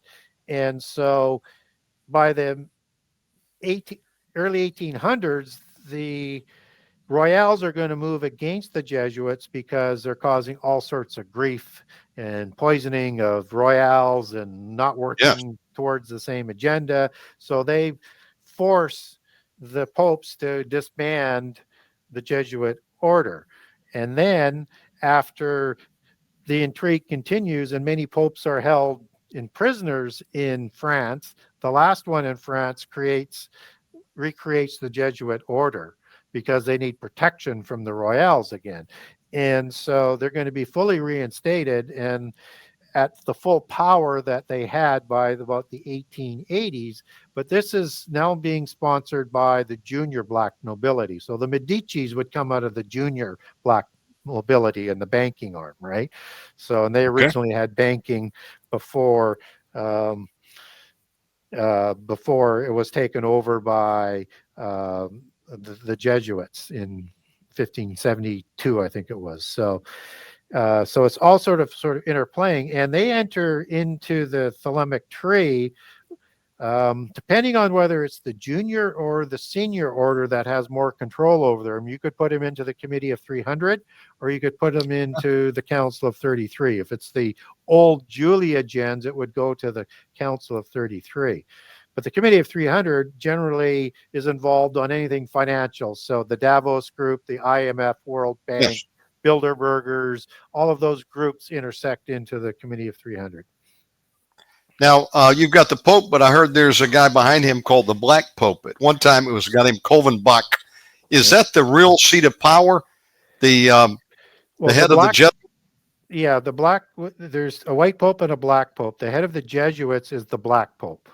Yes. The head of the Vatican is the white pope. And of course, Francis is a Jesuit. So he's a black pope and a white pope. Oh, that's interesting. He is, isn't he? He's both. Yeah. Both the Jesuit and the. Now, there was a project that I heard revealed some years ago that the Vatican has funded this telescope looking into space. I guess they're looking for the arrival of some type of UFO or alien. In your research, have you found a connection between the Vatican Church and are they looking for the arrival? Yes, they recognize that there will be life on other planets and that they're preparing to baptize them. And they're working with the globalists to become the spiritual center and the spiritual religion. But they're also working to become the universal religion. I don't think they'll quite get there as that. I think they'll be folded into the universal religion. But certainly everything that Francis has been doing has been positioning them to be partnering as the daughter of Babylon religion for the end time. Now, here's $1 million question to ask you. The world is a big place. There's a lot of territory that people could be hiding in. But do you think that at this juncture we have any of the giants walking the globe, or do we just have some of the hybrids walking among us, and we're going to see the big guys return when that pit is opened up? Now, prior to doing this show, it was interesting. Somehow or another, I got on the subject of Wilt Chamberlain last week, looking on YouTube, and there was an interview he gave, and Wilt was asked. He's one of the great, I guess, basketball players from the 70s and 80s. Yep. He was 7'1". Yep. Kareem Abdul-Jabbar was 7'2". And I had to look this up. Shaq is 7'1", but Shaq isn't extraordinary more so than these guys were back then. They were already his height and more. And he was interviewed, back to the story, Wilt Chamberlain was interviewed on Michael Jordan and asked, is Michael Jordan a great guy? And he said, he had nothing but good things to say about him. But then he was asked, how would you do against Michael Jordan? And he kind of smiled and said, well, look, Michael Jordan is only like 6'7". And if you pin him against us big guys that were playing the game, I mean, he laughed. I mean, he's a puny compared to all these dudes over 7 foot. And he kind of alluded to the fact there was a group of big guys. I don't know what the term was he called for them, but do you think that it's possible that some of these, right in front, plain sight basketball players, could they be sons of the giant offspring? Or are these just super tall guys? Now, they're not 12 foot tall, but 7+ is still pretty big. What do you think about guys like that? Well, I mean, the Royales were all over the world. So whether or not they were hybrids or originally purebreds, but I think there's very likely that they're, the really tall ones are still exhibiting, some of that DNA carryover that produces, taller people. And we talked about 7 to 9 feet was the height of the hybrids, and that at the time of King David, I mean, average height would have been 5 feet tall, maybe to 5.5 feet tall.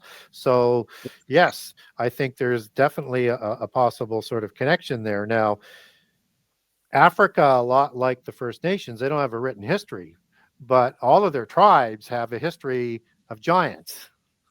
Oh, okay. Yes. So, And That's some interaction, isn't it? yeah, and we can see that sort of clearly. And again, it's the same class system that the First Nations have over here. So the First Nations here have a bloodline of chiefs, have a bloodline of shamans, and then Okay. you have the two lower classes. Just it was a standard thing that was set up by the giants around the world, and so the chiefs of the African nations were all bloodlines as well, and same with the priests. It's the standard that the priest class, the oligarch class, the warrior class, the educated class, and the royal governing class which populated the first two classes all around the world. The feudal system in Europe, they were all the larger genealogies of the giants, and they kept their genealogies to prove that. Well, you mentioned King Saul. It just triggered a thought. The Bible refers to King Saul as he was shoulders above the rest. Yeah. Was that just he was a particularly tall guy, or do you think there could be some tie in there? We know his genealogy, so Okay. we know he's an Israelite, but he was a full head, neck, and part of the shoulder taller than any other Israelite, and a warrior. And they asked for King Saul because they wanted a king like the kings of the other nations. So he was the tallest, he was a warrior, they wanted the king to fight for him. And his original name wasn't Saul, it was Labiah.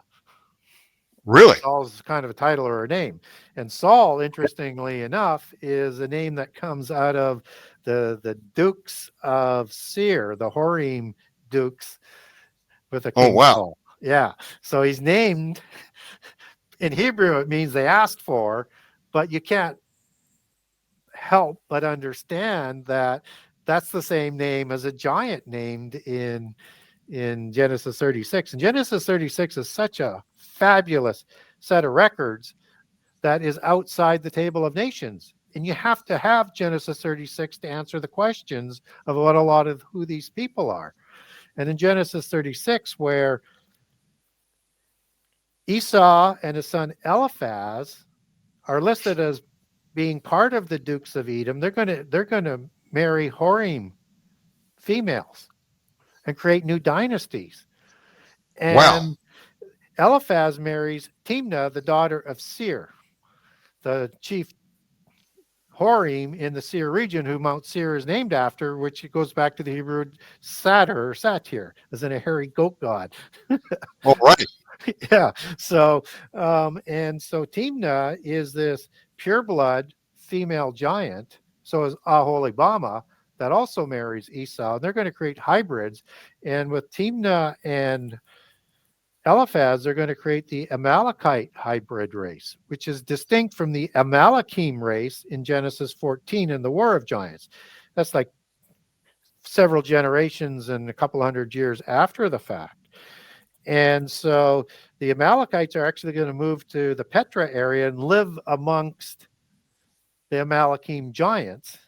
And their name is named after, in honor of the Amalekim giants. So they received the eponymously name Amalek from the Amalekim, and then they go move amongst them. So when the Amalekites moved out to war with Israel coming out of Egypt, when Egypt wasn't even trained for battle, this was a nation of giants and hybrids. And if they had wiped Israel from the face of the earth that they tried to do there at that time, they would have, by Israelite law, inherited the birthright of Jacob, changed name to Israel, meaning son, as in Deuteronomy 32, the son of the ruling God. It's a title that the name is passed on. Those are angels there who rule over the 70 nations by the definition.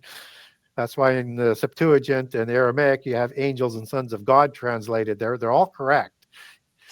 But we just don't get the full meaning of the compounded word Sarah, which means ruling or prince, and El, meaning God.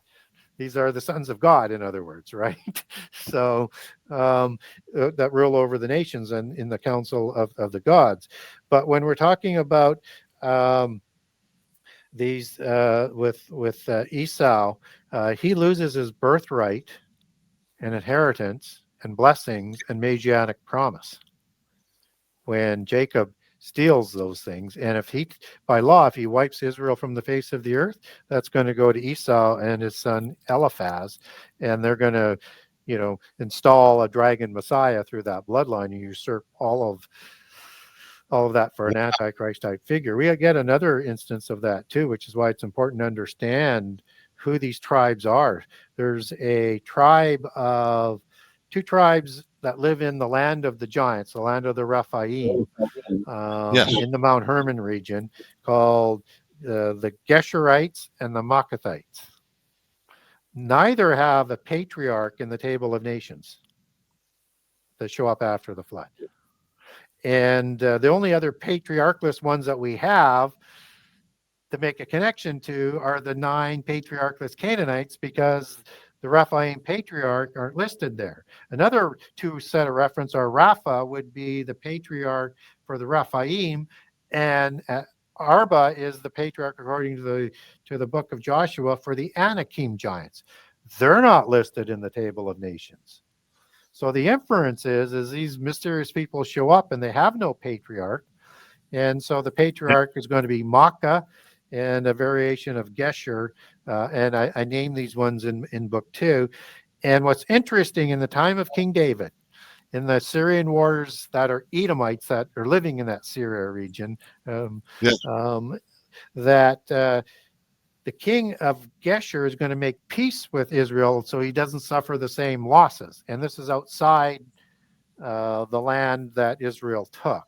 So he can make a special covenant with them, which includes taking the daughter.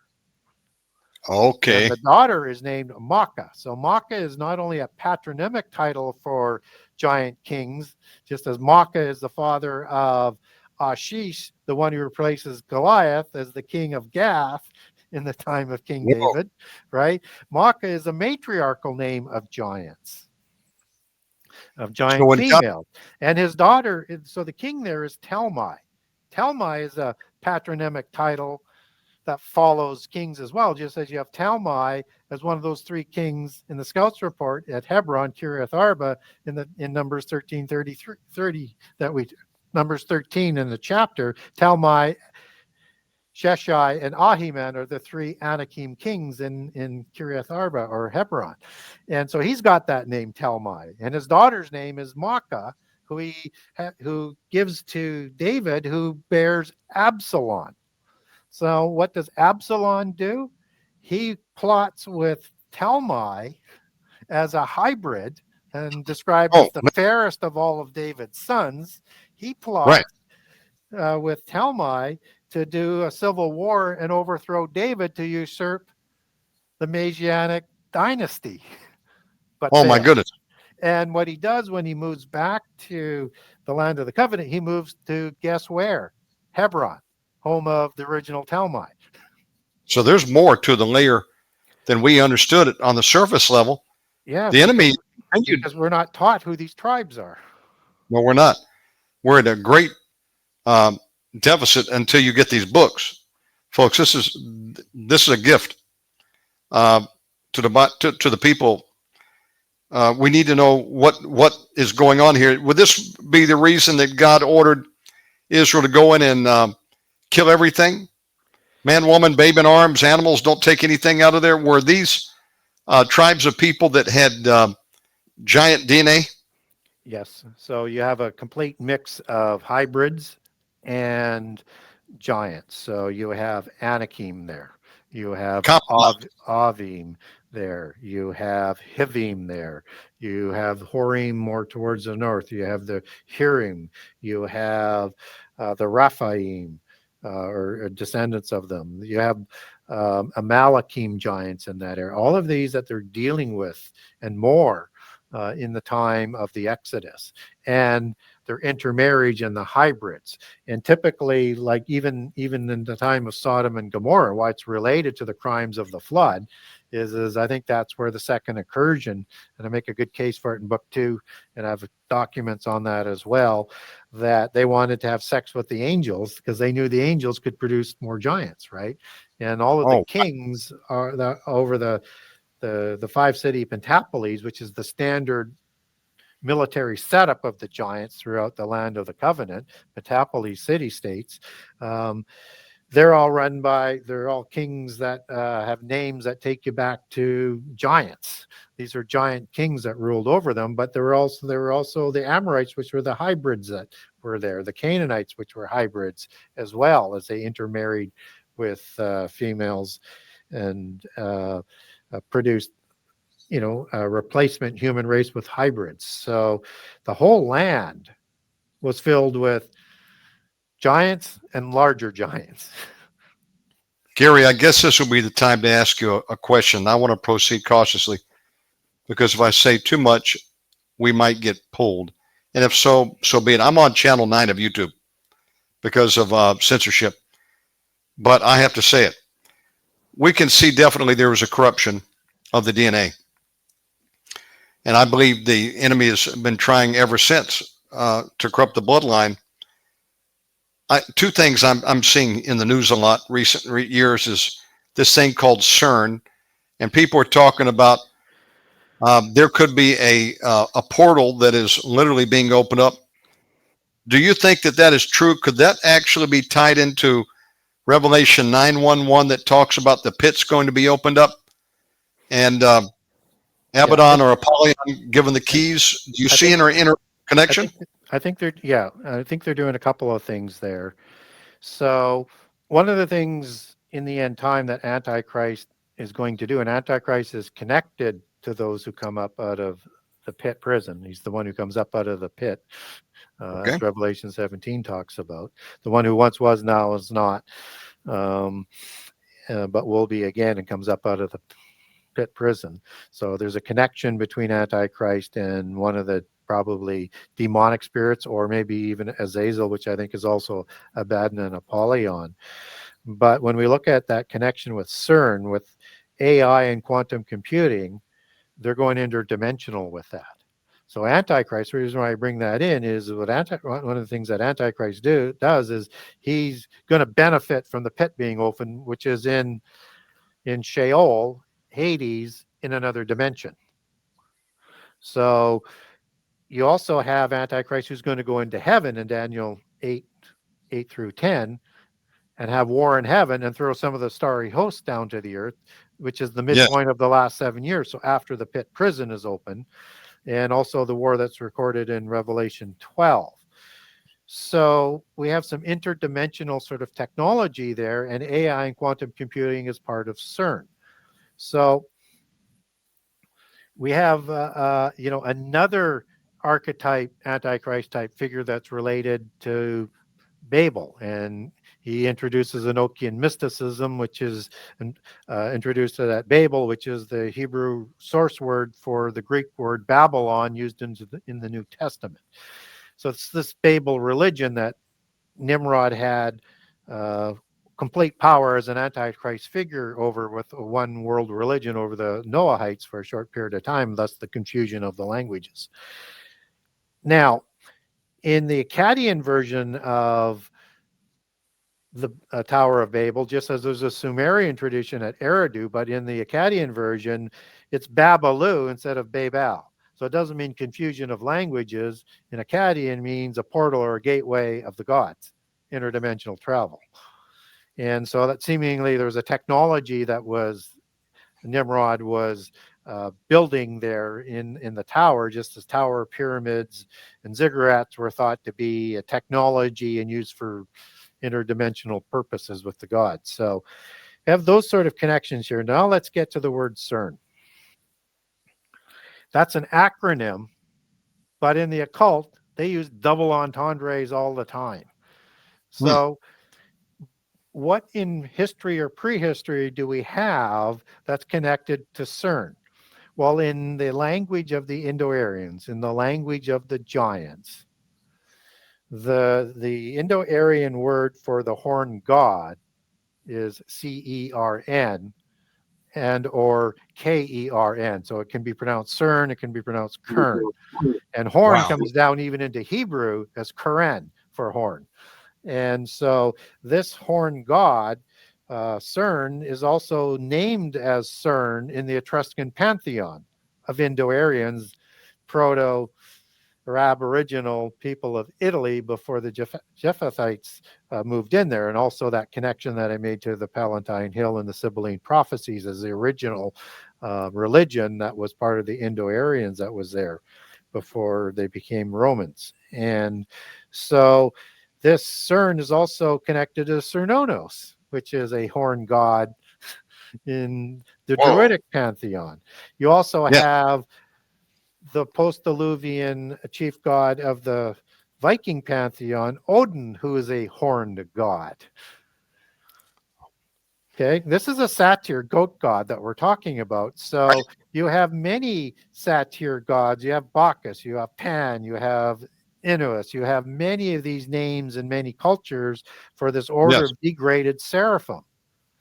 So Azazel is the one who is the destroyer of the antediluvian world, providing all the technology for the war, right, that we talked about, and other illicit knowledge, Yes. and teaches the crafts of art and war. He is the leader of the Watchers. He is the scapegoat for all of the sins, as the book of Enoch talks about, and equivalent to the scapegoat that's sacrificed on the Day of Atonement. There's two goats sacrificed, one for the sins of Israel and one sent into the wilderness for death, which is the scapegoat. Well, that's the Hebrew word Azazel. Probably, and we're not told what those sins that it's being sacrificed for are. It's probably for the sins of the antediluvian world. And Wow. so, yeah, so Azaz, it's connected, and Az is connected back to goat in its Hebrew etymology. I can't go through all of the minutiae here right now because people will get lost. Az is also means strong, as also does Azaz, and you put the EL on there. So this is a very strong sort of goat god as you sort of get that kind of connection. And that Azazel, it was originally a seraphim who's also degraded to goat god status. And that's why he's described in the goat, in the occult, as a goat god. That's his satyr degraded status. So he's the destroyer of the antediluvian world, just as Abaddon and Apollyon means destroyer. Just as Shiva, which is the god, and the equivalent to Azazel as the war god, of the original war god, is the god of the Hindu emblem associated with CERN. And The Shiva statue. Shiva is a destroyer of worlds and destroys worlds to recreate a new world. So destruction by fire going into another age. Now there's a god of the Zoroastrians that's named Mithra that we talked about. Yes. There's an allegory for the end time Antichrist that comes out of Hinduism. That's Lord Maitreya. That's Lord Mitra, without the H again in there. Mitra. Yes. And that comes out of the Indo-Aryan word Mitra, for the god of the Indo-Aryans. And Baphomet was the god of the Templars and the head of God and a skull that they worshipped at the adept level. And it was a goat god. And Baphomet means Father Mithra, who is a mighty angel, as an Icaros, mighty Yes. angel of revelation, loyal one Wow. that's described. So all of that suggests that just as Nimrod was trying to release his gods out of the pit Yes. prison, and also in the occult said, if you ever get out of line again, like trying to bring a flood, I'm going to go into heaven and kill you. He's telling this to God. He is hubris. He's a beast spirit, right? Right. This is the technology that can go interdimensionally at CERN. So they're trying to do that and set that up, and why all the imagery is around the horn god. And the Yeah. other thing that they're looking for is the Atma particle, which again comes out of the Upanishads and Vedas out of India, and the Indo-Aryan original religion that the Brahmins brought in as part of the Indo-Aryans to the Indus Valley that we also mentioned earlier in the show. And this is also understood as the Brahman, or the Atma particle, also spelled Atman. This is an invisible particle that is in another dimension, probably in our dimension, but they're looking for it in another dimension, that merges with a particle you could measure at the quantum level. It is the source of all knowledge in that tradition. It is what is known in the New Age as the divine essence. Same religion, same understanding, different terms. And this Atma particle merges with a particle you can measure with this knowledge. And it does this with all particles in all universes. And through quantum entanglement, it sends this knowledge instantaneously to all universes at the same time. It's continuous knowledge flow. So the technology of the angelic technology through the mark of the beast is going to be an interdimensional with AI, quantum, crypto, everything involved. That's going to tap into that knowledge to provide part of the knowledge to be a god. And then they also got then supply the immortality part, which will be part of the promise of taking the mark of the beast. But you're also creating a portal there into you that you could let demons into as well. So you have to be, there's two sides to that sort of coin.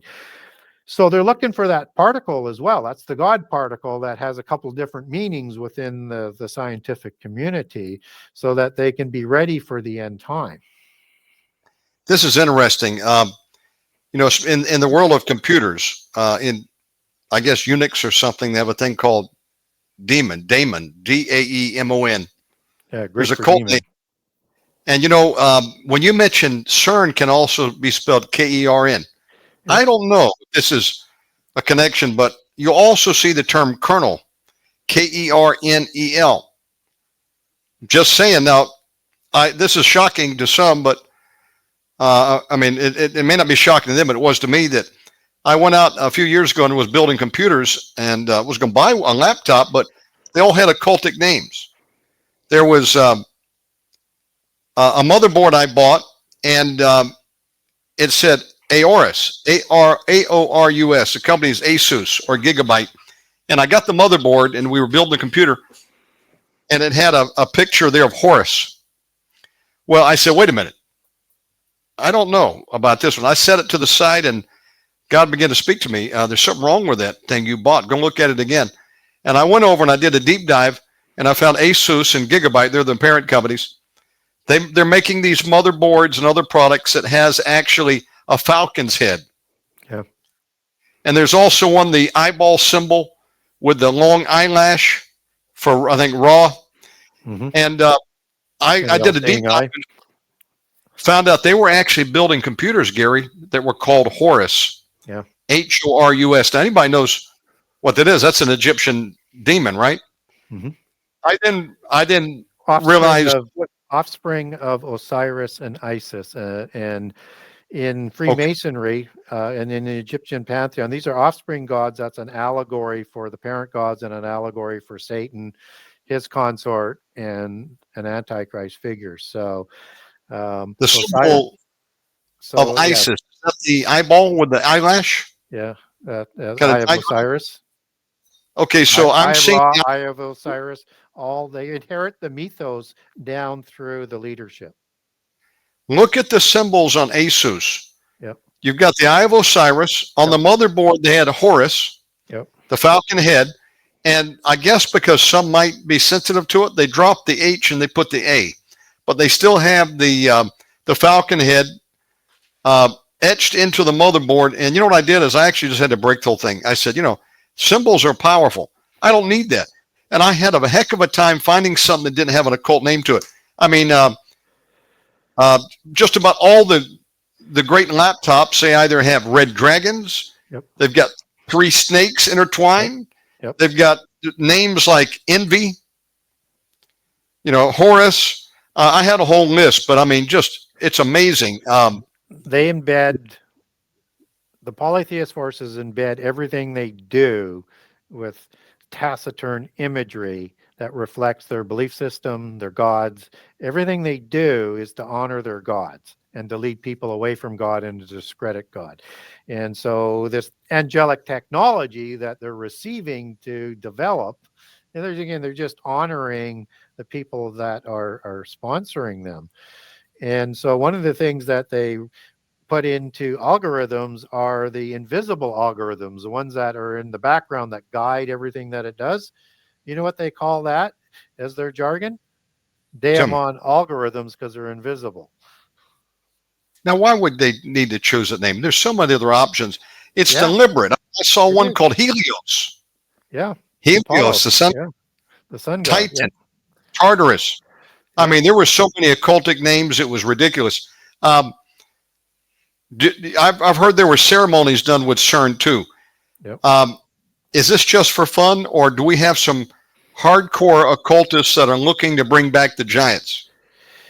Well, science is governed by the polytheists and the royals.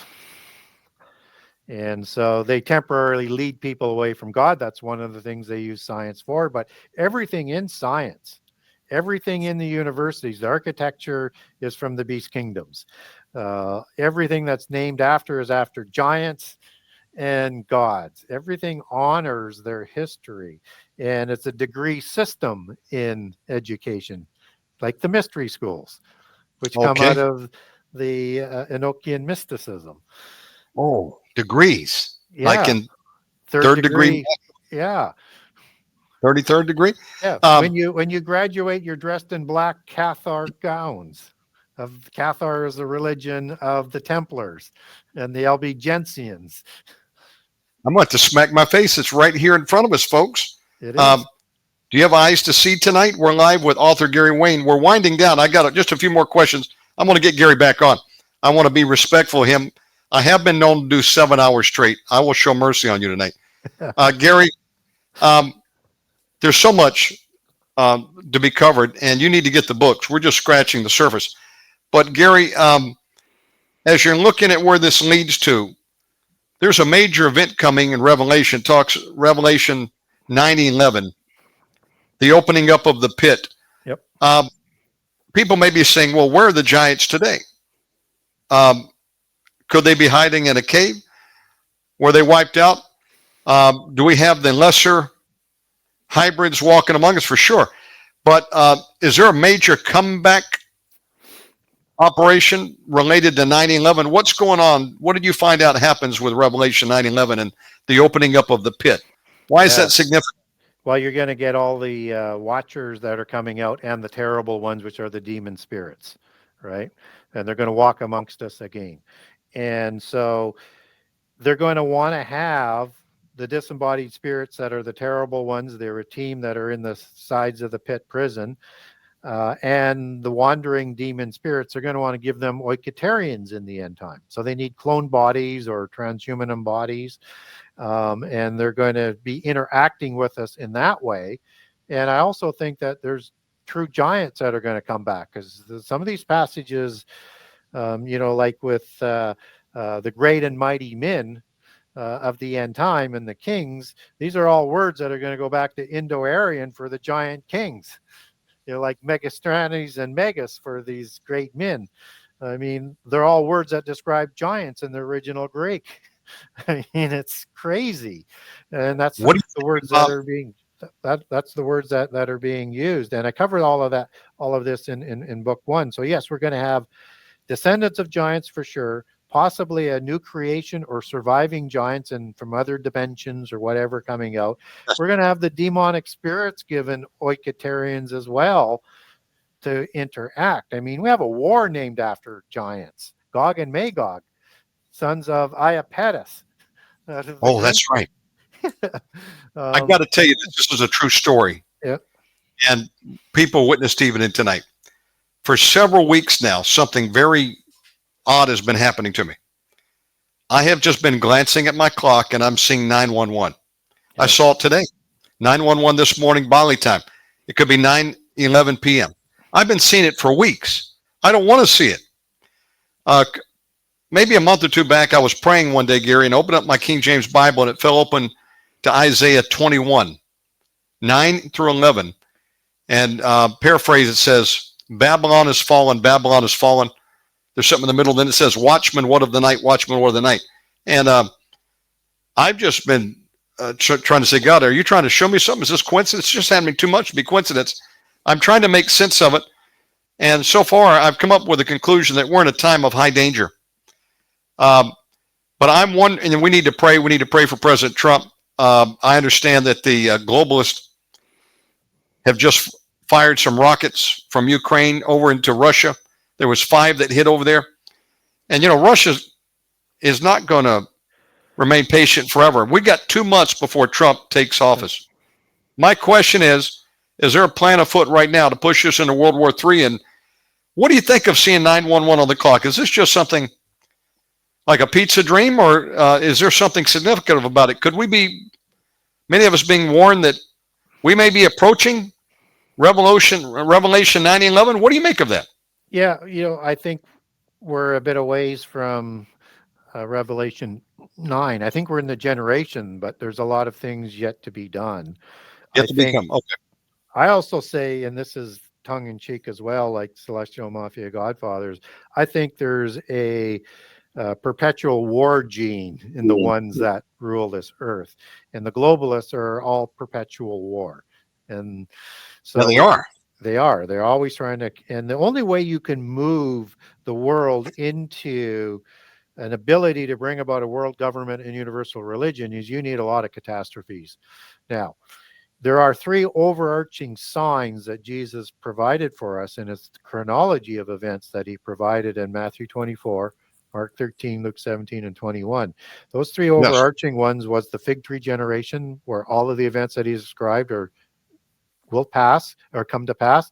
Heaven and earth will pass away, but his words will not pass away. Followed immediately by the days of Noah, so that we understand that nothing is new under the sun. What was will be again. Only this time destruction by fire. And the third overarching sign are the sorrows, the birth pangs that start off the chronology of events. And those are earthquakes, those are wars and rumors of wars, those are pestilence, and those are famine. And if you want to throw in what Luke is, look at raging of the seas as well. So you might throw that all in. And birth pangs get stronger and more intense and shorter apart as you go through this generation. And these birth pangs operate throughout the whole generation until the birth, which is the harvest allegory that comes together. And so when you have these sorrows that are getting stronger, they start to work together. That you would get, disease out of war. You could get famine out of war. But I think all of these are contrived disasters. This isn't God judging us. This is God letting our free choice and free will play out. Sure. And they're trying to destroy us from the face of the earth, so that you can have in the occult the phoenix rising out of the ashes with the destruction that the destroyer brings of Shiva for the 1,000 points of light, the gene of the gods that are the royals and the nobility class. But I digress again. But it's good to remember all of this stuff is always connected, and so that they have the ability to affect, weather. I have a tape from Brennan from the CIA about 2019 that's talking about it, and it's really controversial because of what it could affect other nations and how they would react. And he's talking about at the Council of Foreign Relations, and he's doing this in a speech. So I think they can create earthquakes. I think they can create wars. We've seen in the last pestilence that you can have created pestilence, and famine follows. And with those types of catastrophes, they need to have that to drive everybody into the arms of the globalists, so that you can have enough war, and they'll provide the so-called solution. But what they also need is the false prophets making prophecies of these contrived catastrophes, so that they can convert everybody to the coming universal religion. And so when we look at how these birth pangs work, is they're going to get stronger. We're just in the birth pangs right now. We're not at Revelation 6. So we're not with the seal opening. So we're not at the trumpet blast. And even if we had a war and catastrophes that killed 7 or 8% of the world's population in a very short order, we would think that was apocalyptic. Yes. But in Revelation 6, 25% of the population, 25% of the world, 25% and that's not even Armageddon, but it's so bad that these royales are hiding in their underground caves, cities, bunkers, Right. protection, because they think it might be the day of the Lord. It's that bad. Followed by the trumpet blasts that are going to destroy 33%. And following the opening of Revelation 9, you have this 200 million man war that most people think is Armageddon. It is not. It is Joel 1 and 2 and Ezekiel 38 and 39.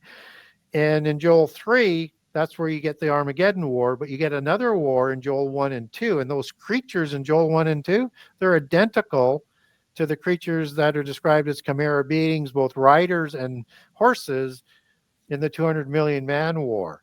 And Antichrist is going to require and understand that he's connected to the pit being opened, Yes. as the once who once was, who comes up out of the abyss.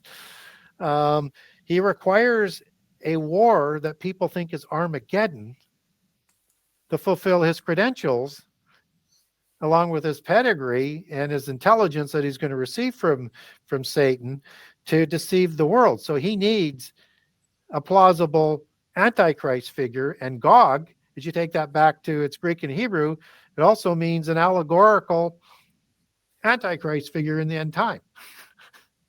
Wow. Do Yeah. you think it's a spirit that comes up out of the pit, and it will take fleshly form? I think you've got some things going on there. You may have demons that are working with Antichrist. There is a spirit of the Antichrist as well. Yep. True. And we know that demons come out of the mouth of false prophet, Antichrist, and Satan to gather the armies for Armageddon. So there's a demonic connection there that might be adding some powers. Yes. And we also know that Antichrist is related to, is called the son of perdition, and son of perdition. Perdition, as you take that back to its Greek, is the same set of words that produces Apollyon. Which, wow. Yeah. That thing's opening up like a furnace. And then you have a god of forces that Antichrist honors in Daniel 11. That's the Hebrew word Maus. That's rooted in the Hebrew word as, and rooted in the word Azaz, rooted in the Hebrew word as, which is the Azazel compounded words for his name, as being, in this case, powerful, strong goat god. That we're making those other I mean, the connections just are sort of endless. So I think that we're not there yet. And then, of course, Armageddon would be 100% destruction, except that Jesus steps in or all flesh would be destroyed. So understand how that operates right through the last 7 years. And we haven't started the last 7 years. And to be going in the last 7 years, we have to have Babylon first. That is going to be the glue to bring about the covenant in Daniel 9:27 for the last 7 years. And we haven't seen Babylon rise. We haven't seen the false prophets rise. And if we were beyond into the last 7 years, then we would be seeing the sacrifices beginning on a wing, an extremity, or an overspreading of the temple, depending on the translation that you're taking from for Daniel 9:27. And you can't have them having an altar and sacrifices on a wing of the temple with Islam still existing. You have to have this universal religion that envelops all the other religions of the world to make that happen. So those are things that are yet to come. So as bad as it might get with some of the wars and catastrophes, it gets worse. Would you say the agenda of the fallen angels and the giants in conclusion would be to overtake mankind by either polluting the bloodline and hijacking our DNA, and or literally just kill us all to where there was none left? They want to replace mankind, correct? Yeah, they want the new world that they would have, and the Royals only want people with the gene of Isis or the specific gens. the Elvin gens, the LB gens, the Julia gens, the Creta gens, the Fabia gens, all the different genses around the world. They only want those in the new age, in the new Atlantis. Well, this may be shocking to some, but how far off do you think I am from this being the truth? We know that the Georgia Guidestones, they called for depopulation down to 500 million. Yeah. Could it be that the Royals um, want to destroy all but 500 million mankind and turn those that are remaining into their slaves? If they kept any humans, it would be for slaves and rituals, sacrifice. Okay, now I'm going to come to the most controversial part of today's program. And so let me tread cautiously. A couple of years ago, there was an event, and I think we could just use the word pestilence. And I believe there was a lot of contrived chaos. I believe that what happened was deliberate, and it was the cover story for the brute force power grab of the planet. And I know we've all suffered in many ways. I was not able to travel off this island for 3 years. Couldn't get on a plane and come back in. So I was stuck like on Gilligan's Island. Only this year was I able literally to get on a plane and go back to America and visit my mother. Well, here's where I'm going with this. Clearly, there was attempts many times to take out mankind through corrupting the bloodline. Noah and his family were perfect in their generations, right? His DNA had not been corrupted with giant seed. I've heard a credible report that people that took the gift, okay, in their body that was sold by some companies, literally had their DNA modified. And I don't know how many times it takes to go to the point of no return. I'm not trying to judge anybody, but for me and my family, we would not do it. And I've heard a credible report that some doctors are finding nanoparticles in sperm of people who took the gift in the arm. Now, it was said in the beginning this stuff just operates temporarily and it's not long lasting. But we're hearing other reports that there's some permanent damage that was done. Yep. Do you think that there could be a move by the giants, even now and going forward, to try to hijack man's DNA, as in the days of Noah, using a pestilence as a incentive for people to line up? I think that's part of it, and it's part of the advancing technology. So when we look at this gift, as you describe it, it is low-level technology, but research has found that it does stay in the body. Yes. And it does have that messaging capability to the genes, but expect the new ones to be more advanced as you go. Now, this would not cause you to be, at this point in time, sentenced to the lake of fire as taking the mark does, right? So right. There's a threshold there, and we're not told about that happening for people doing something that would cause that until that mark comes along. So True. Expect that this type of messaging is probably going to advance to a digital level, because eventually they want to do all medication at a digital level, at a quantum level, and through an implant. But it's technology that's still developing. So I don't think it got there to a point where it's that significant. I was fortunate that we had standard vaccines that we could use that were, from live viruses versus the digital technology that was being provided. I know the U.S. didn't have that option. In fact, they sent a lot of their vaccines from AstraZeneca to Canada. Wow. They never legalized them in the U.S. So absolutely astonishing. So, and there's other ones that are out there and that were being developed that were of the more standard sort of variety. So we want to be careful of this technology going forward, because it has that capability. But I think we're going to get closer to that point when we start to see the medical technological bed that's introduced, almost like a modern day, perhaps sarcophagus. Okay. Yeah, as Right. that sort of angelic technology, but it has to be interconnected with AI, quantum computing, and interdimensional stuff as well. So what isn't forgiven is, things to do with the laws and violations against creation, and blasphemies of the Holy Spirit are the only things that aren't seemingly forgiven. And the Holy True. Spirit provides the life. So a mother goddess would be a blasphemy of the Holy Spirit, because they look at the mother goddess as being the Holy Spirit equivalent in polytheism.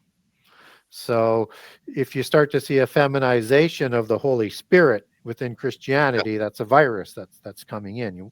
You want to be very, very careful with that. And that the mother goddess of the pantheon is coming back, because it was the most important piece of the pantheon before. And remember, Sophia is the mother of all the 12 That's right. archons in Gnosticism, and Sophia is also means wisdom, as it shows up in Greek for wisdom in the New Testament. And wisdom is also used for in translation for the Holy Spirit in the New Testament at times.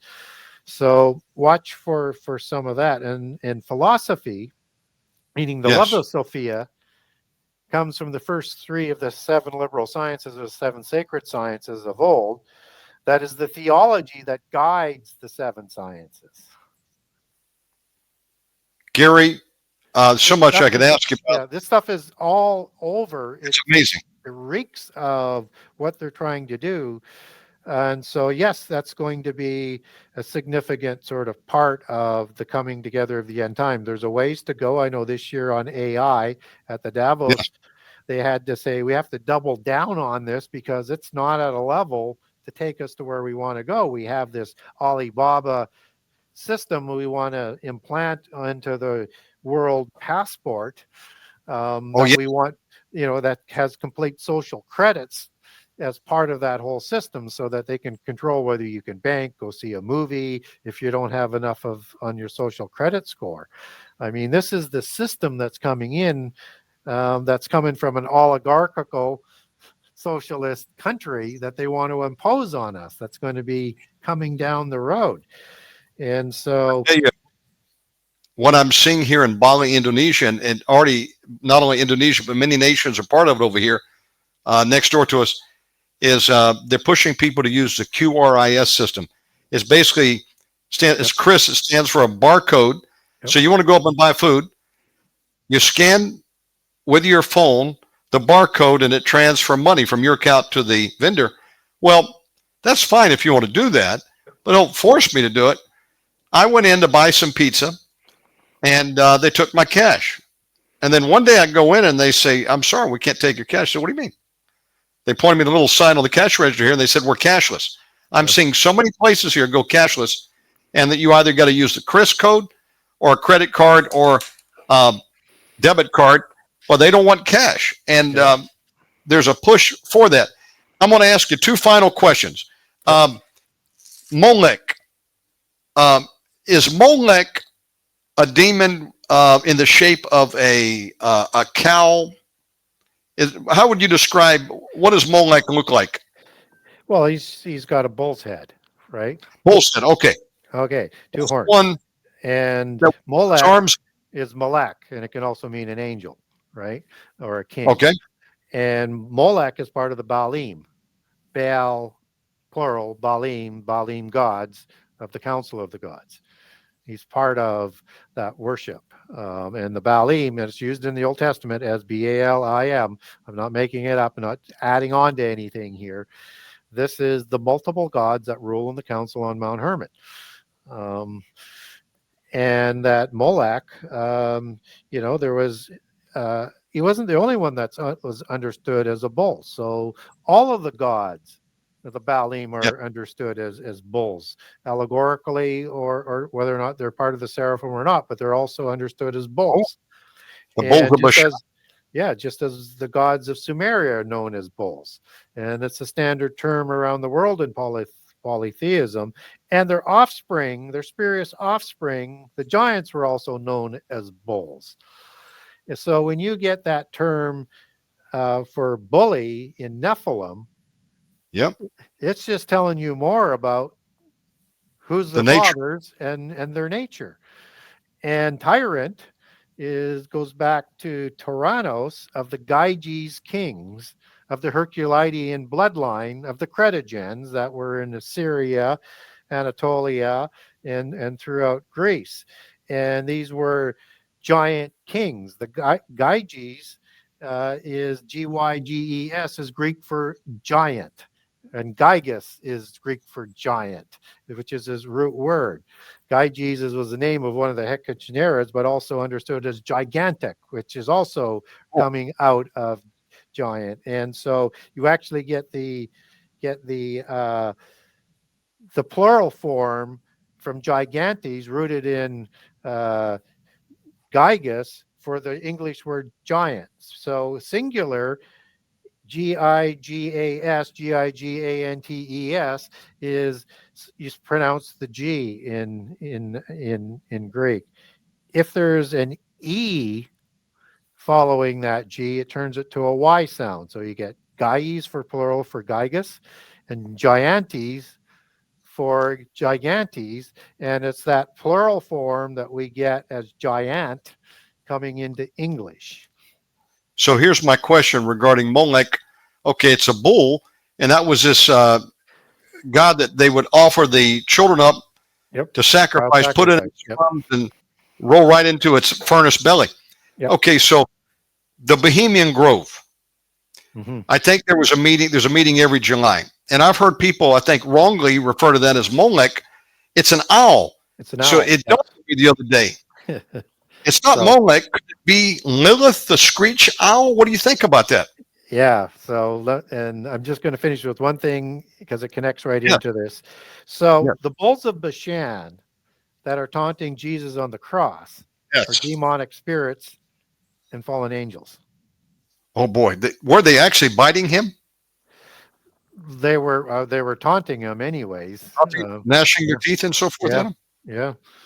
So, yeah. So when we look at Bohemian Grove, it's the owl, and that is when we understand the allegories of the bloodlines from the fallen angels, the Nephilim of the Shemaim. You have a matriarchal bloodline and a patriarchal bloodline, a mother goddess and a male god. Just as you have that coming down from the giants, a new dynasty started with the rare matriarchal bloodlines, as in Timnah and Eliphaz that we talked about. And so Lilith is thought to be, an offspring or a descendant of Tiamat, typically depicted as a seraphim, as a serpent, and one of the parent gods. And Lilith is understood as an owl. So the bloodlines of the matriarchal bloodline of the female mother goddesses are understood as fairies, as in a fairy queen, and owls. And for the patriarchal, it is dragon and raven. So you've got basically allegories that are depicting a dragon for a male serpent god and a fairy for a serpent god and an owl. Now, owl is from another watcher. It's not seraphim. And raven is from another watcher, not seraphim. They're both birds from the cherubim. Now, they have a saying over there. A mother weaving spiders. What's that? There's a saying with the Bohemian Grove, something about weaving spiders should not weave here, paraphrased. If Molech is a bull, then this owl is not Molech. What do you think it is? It's Lilith. Lilith is second in line in yes. in terms of the bloodline of the matriarchy. Folks, it's been solved here. I had a feeling that it was Lilith, but I didn't know who to ask. Gary figured it out. They're worshiping Lilith over there. Yeah. And that's why the mother goddess is going to be coming back. It's actually higher in the occult, and it has to come back. The Queen of Heaven. Gary, don't we also have a little owl on the back of the dollar bill somewhere?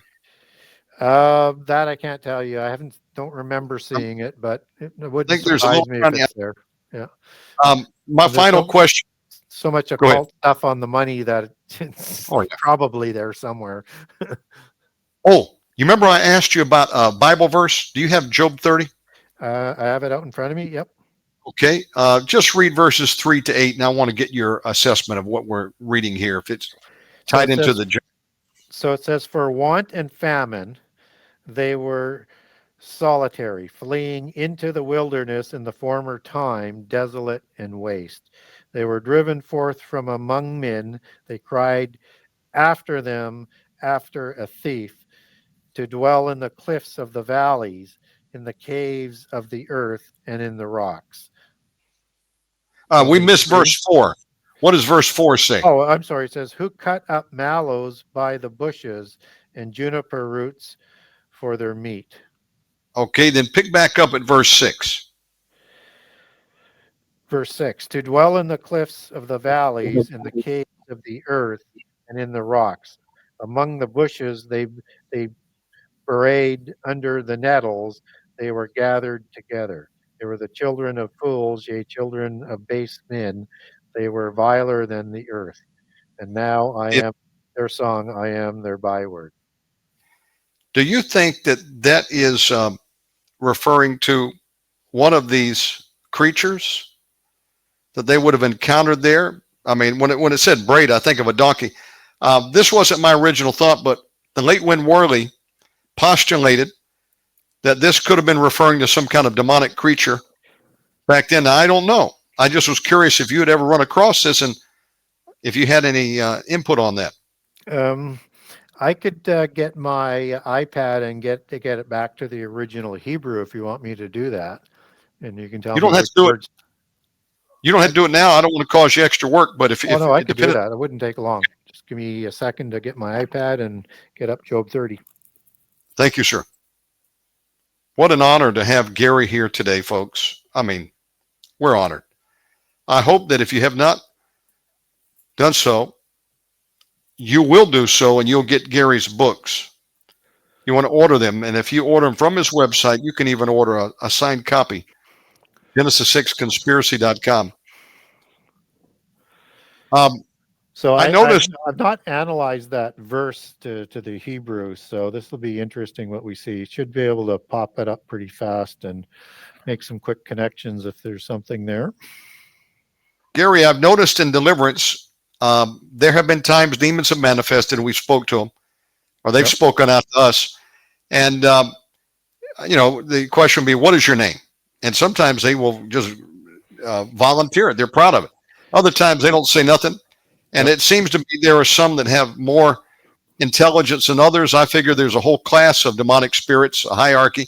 Well, I've used this verse a couple of times, and I've, in an effort to pick a fight with these demons, and sometimes you got to pick a fight, as my late friend Peter Whiffen used to do, and get these things angry. Then they surface, and then you get them. They want to just lay down there and lay low and play possum mode to make you think, well, there's nothing here. You're wasting your time. Well, so we've done that to provoke them a couple of times, actually reading this verse. And then I would say, hey, demon, are you a child of a fool with no name? Are you one of those little ones? The devil didn't even bother to give you a name because you're so small. And sometimes that could incite a reaction, but I want to share that to you. Yeah, interesting. So we're told in the New Testament that there are more powerful demons than others, Yes, and that you may have to do fasting and a whole bunch of other things for a longer period of time to get away. So there's a different very strength true. of, yeah. So that might be what was being referred to there. So the word that you were talking about was berayed, right? Um, and Braid? braid, yeah. And it's the Hebrew word nahak. And it's interesting word because it means as an ass, not an ass. But there were some gods that were depicted similar to an ass in polytheism. But it means scream from hunger. But scream is the interesting thing, to cry out, to like howl. right? It's almost like it's depicting a howling, which is sort of understood as a jackal god that would howl, just as Nebaz would be a jackal or a dog god. So it could be making a connection back to that. Um, and Is it interesting? even Satan's name is one of the names that we get that's badly translated as Lucifer. The Hebrew word is Halal, and it comes from Yelal, which means bright and shining, and the other one is Halal, which means howling. Is it interesting that it said they were driven forth from among men? They cried after them as after a thief, to dwell in the cliffs of the valleys and caves of the earth and in the rocks. Among the bushes they brayed, under the nettles they were gathered together. Children of fools. So because you have the distinction of men that they're being pushed out of, it's very much akin to other passages, like with the the awful seed in Psalms 21:8. It says their fruit thou shalt destroy from the earth, and their seed from among the children of men. This is that bloodline. And similar to what's talked about in Daniel 2:43, where there's going to be an intermixing with men. So you have sort of an understanding that this is not human. Whatever it is, it's not human that's being driven out. But it's not going to be an angel, right? It's going to be some sort of Nephilim type of creature. Yes. So if it's a howling, I'm just saying, if it is a howling, howling. Yeah. So what is a howling? Well, you get these howling creatures in Isaiah 13 and 14 from angels. Could be a connection to that as well, as a different order of angels. And so if a god like Nebaz produced, it would produce a dog-like Nephilim. Oh boy. You get the mythos of the dogmen. And Anubis is a jackal god in the Egyptian pantheon.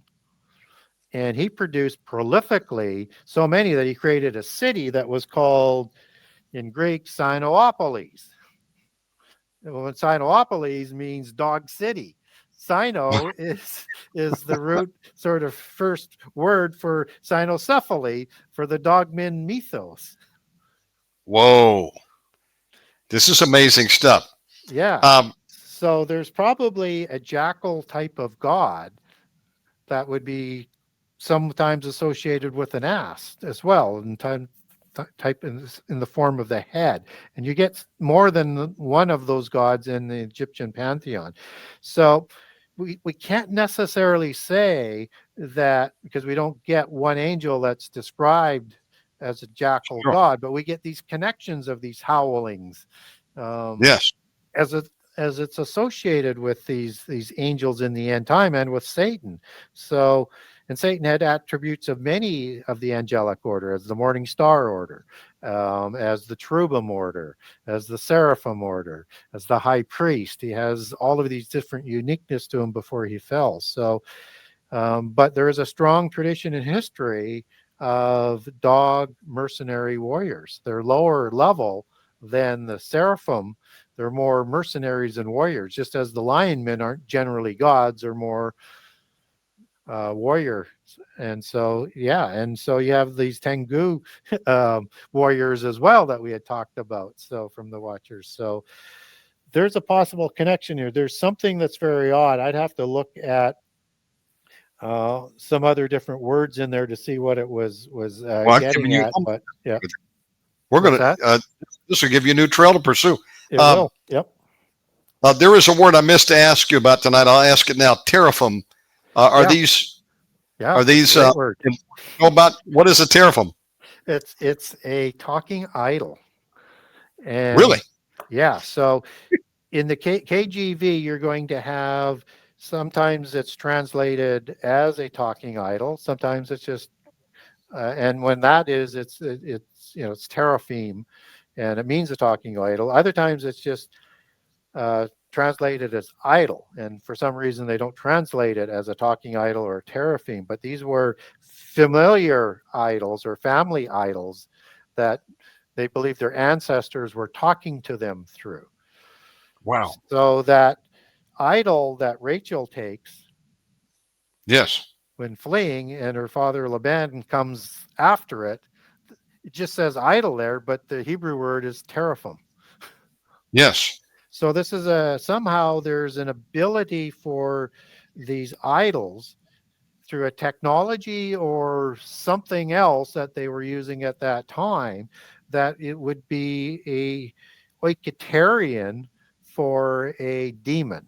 Somehow they could dwell in here and speak through it, maybe even bring it to life a little bit. Wow. And this is important because you have that I am male plural. So it'll be multiple demons, Ooh. right? Right. And I am is connected to disembodied, to giants. In this case, a disembodied spirit of a giant with that majestic suffix that we talked about earlier on in the show. And then in Revelation 13, we have a talking idol, the image of the beast, Beast. Oh, who wow. who is connected to demons and either having demons come out and or commanding them with his mouth to command demons. You could translate that either way. And so this technology could be an oiketarian for demons to be operating that I gets wonder if there's like introduced. a robot and then the spirit speaks to the robot. Um, let's see. You've been so gracious with me. I don't want to overstay my welcome, but there's something hanging on I need to ask you about. Oh, okay. Bonus question. Yep. Some years ago, I read someone say that at one time angels ruled all the planets, and they believe that the asteroid belt that we see, all these rocks, is actually remnants of a planet that was destroyed in some kind of war called Rahab. And they believe Rahab is tied into the asteroid belt. Do you think there's any, did you come across anything that would maybe lead credence to the fact that there was something going on, for example, in Mars, or God destroyed Rahab and turned a planet into an asteroid belt? So we don't know um, everything that happened in prehistory, right? We get very Sure. stingy sort of details. One thing we do know is the firmament includes all of the planets that we can sort of see and anything from the sun inwards. And the planets are names for the top 7 of the fallen angels, right? As well as being a star associated with them as well.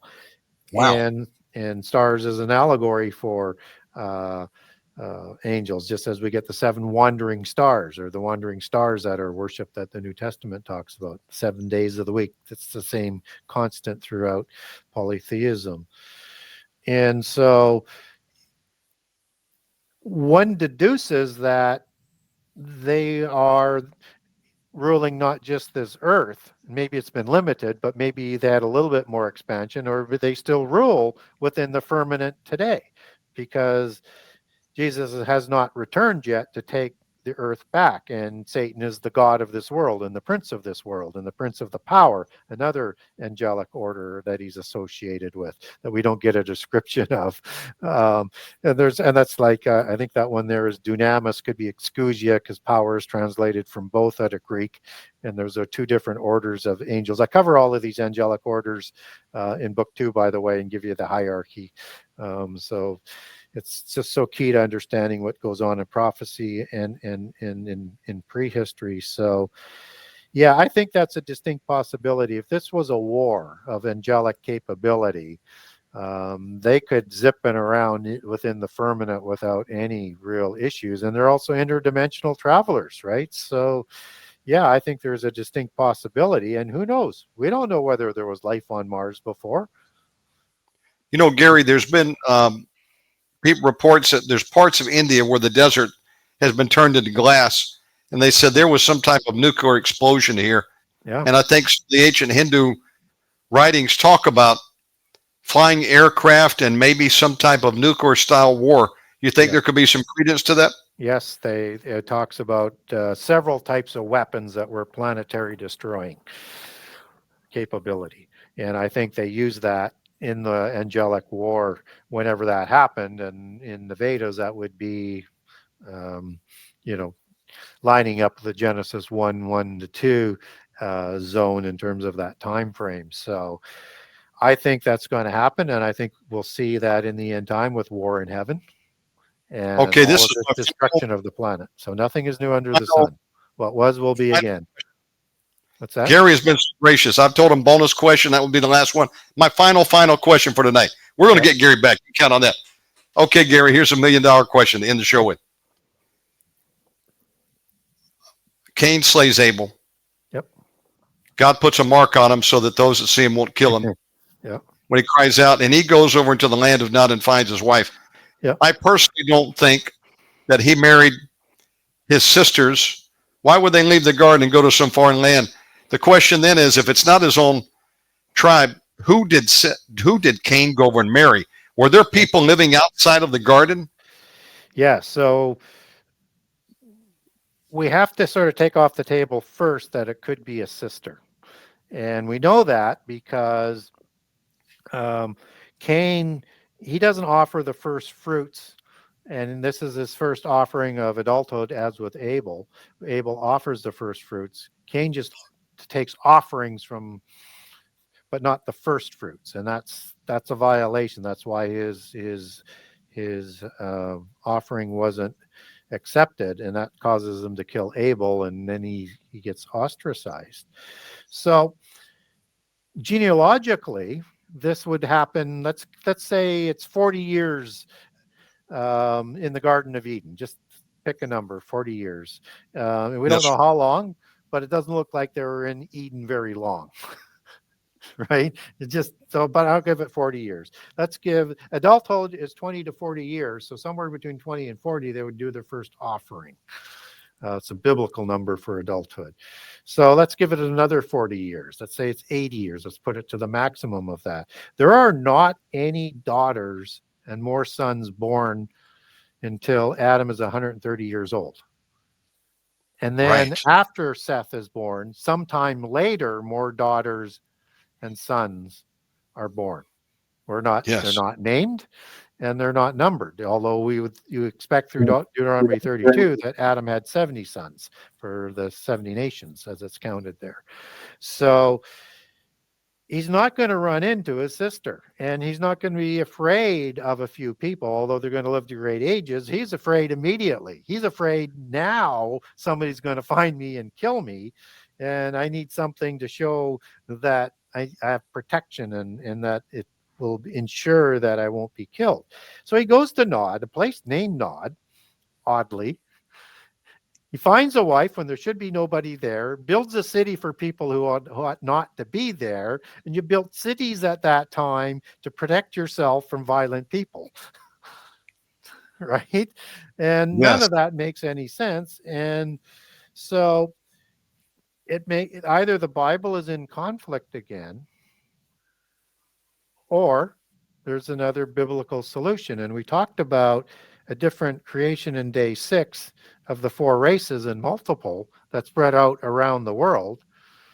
And I think Cain ran into probably the Sumerians, because Nod is east of Eden, east of the Euphrates River, into ancient Sumeria and into the Blackheads. And I think he takes his agrarian knowledge, and you start the agrarian revolution, which fits perfectly in the timetable of somewhere between 3,500 and 4,000 BC, rough and dirty, of when that agrarian society amongst the hunters and gatherers of day 6 were wandering and nomadic. He brings us, and he becomes like a royal bloodline.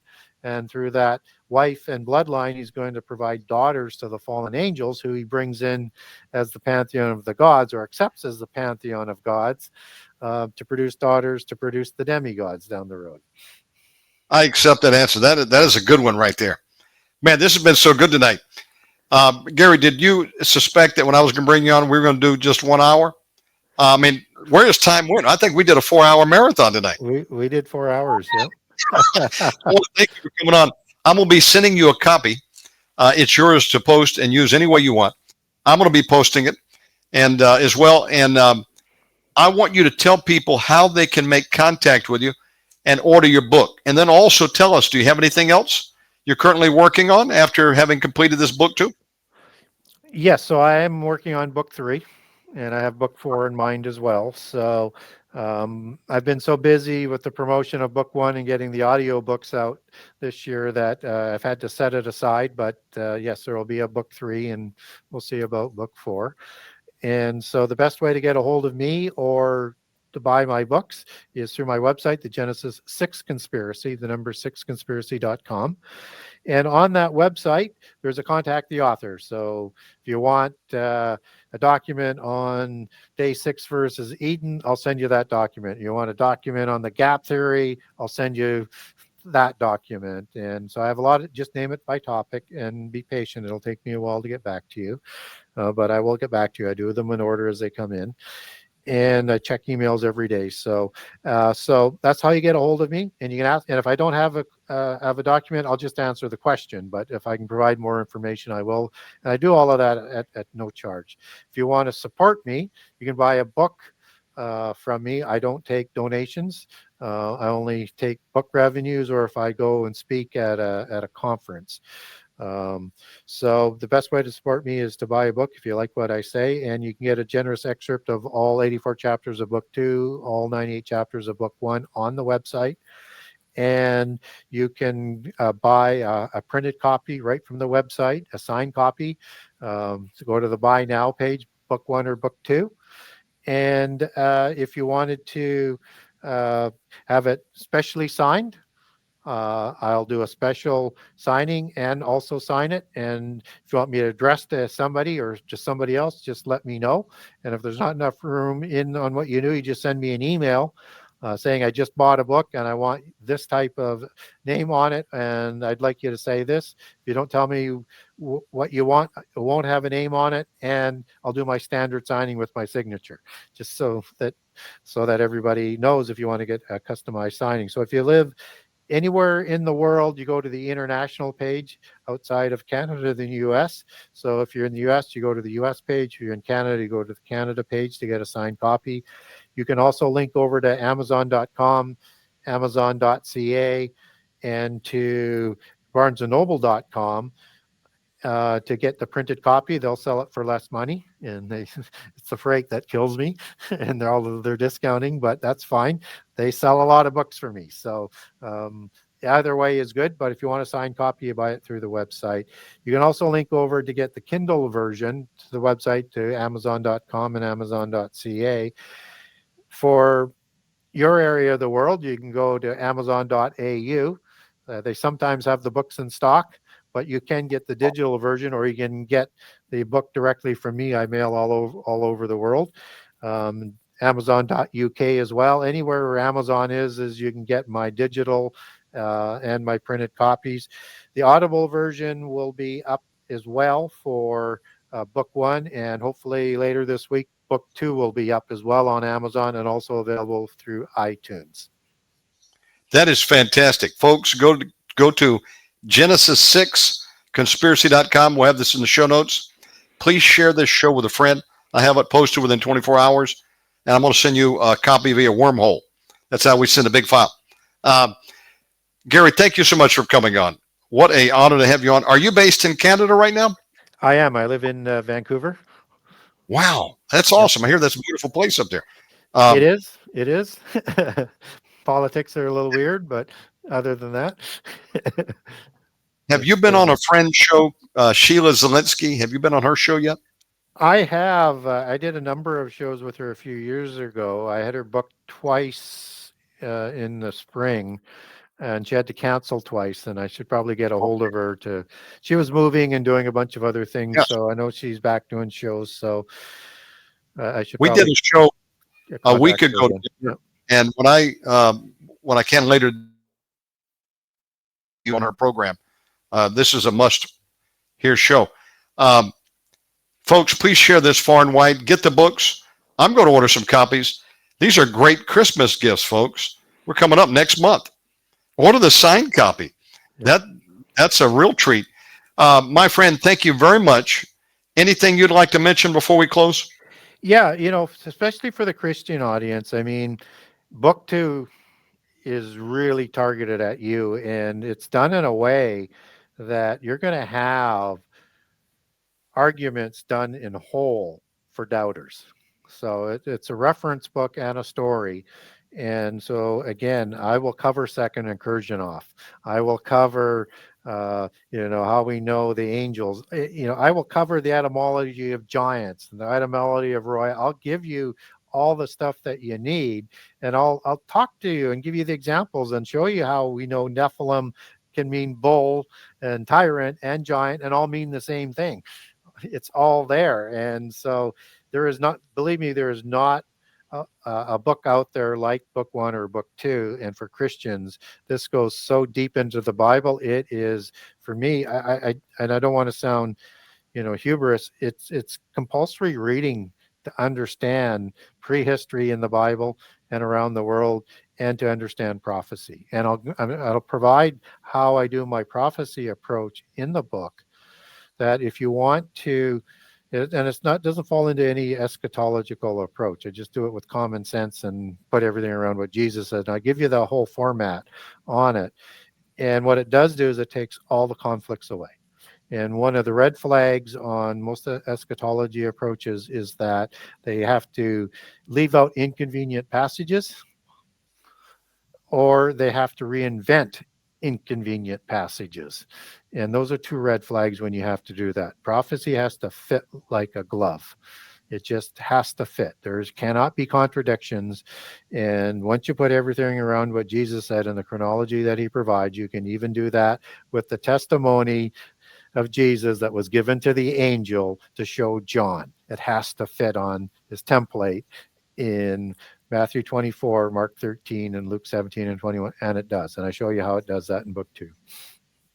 Folks, these are the definitive books on the subject, bar none. I mean, you just look at the table of contents. So much information packed in here. Sink your teeth into these. Get one and two. And what are you putting as a timeline you think to have number three done? 2025? Probably not. So from the time that you have the book ready for the publisher, then it's another year. Oh boy. That's okay, folks. It's coming. That's the good news. There's more. A third and a fourth book. Oh, I'm excited about it. And Gary, thank you so much for coming on tonight, brother. God richly bless you, and honored to have you. And we look forward to having you back on anytime you're available. And you have anything you want to talk about? I mean, we just scratched the surface, so I'm sure there's a lot more to do. We could go deeper on so many different things. Yeah. We will. God bless you, my friend. Have a great evening, and we'll talk to you soon. You too. Thank you.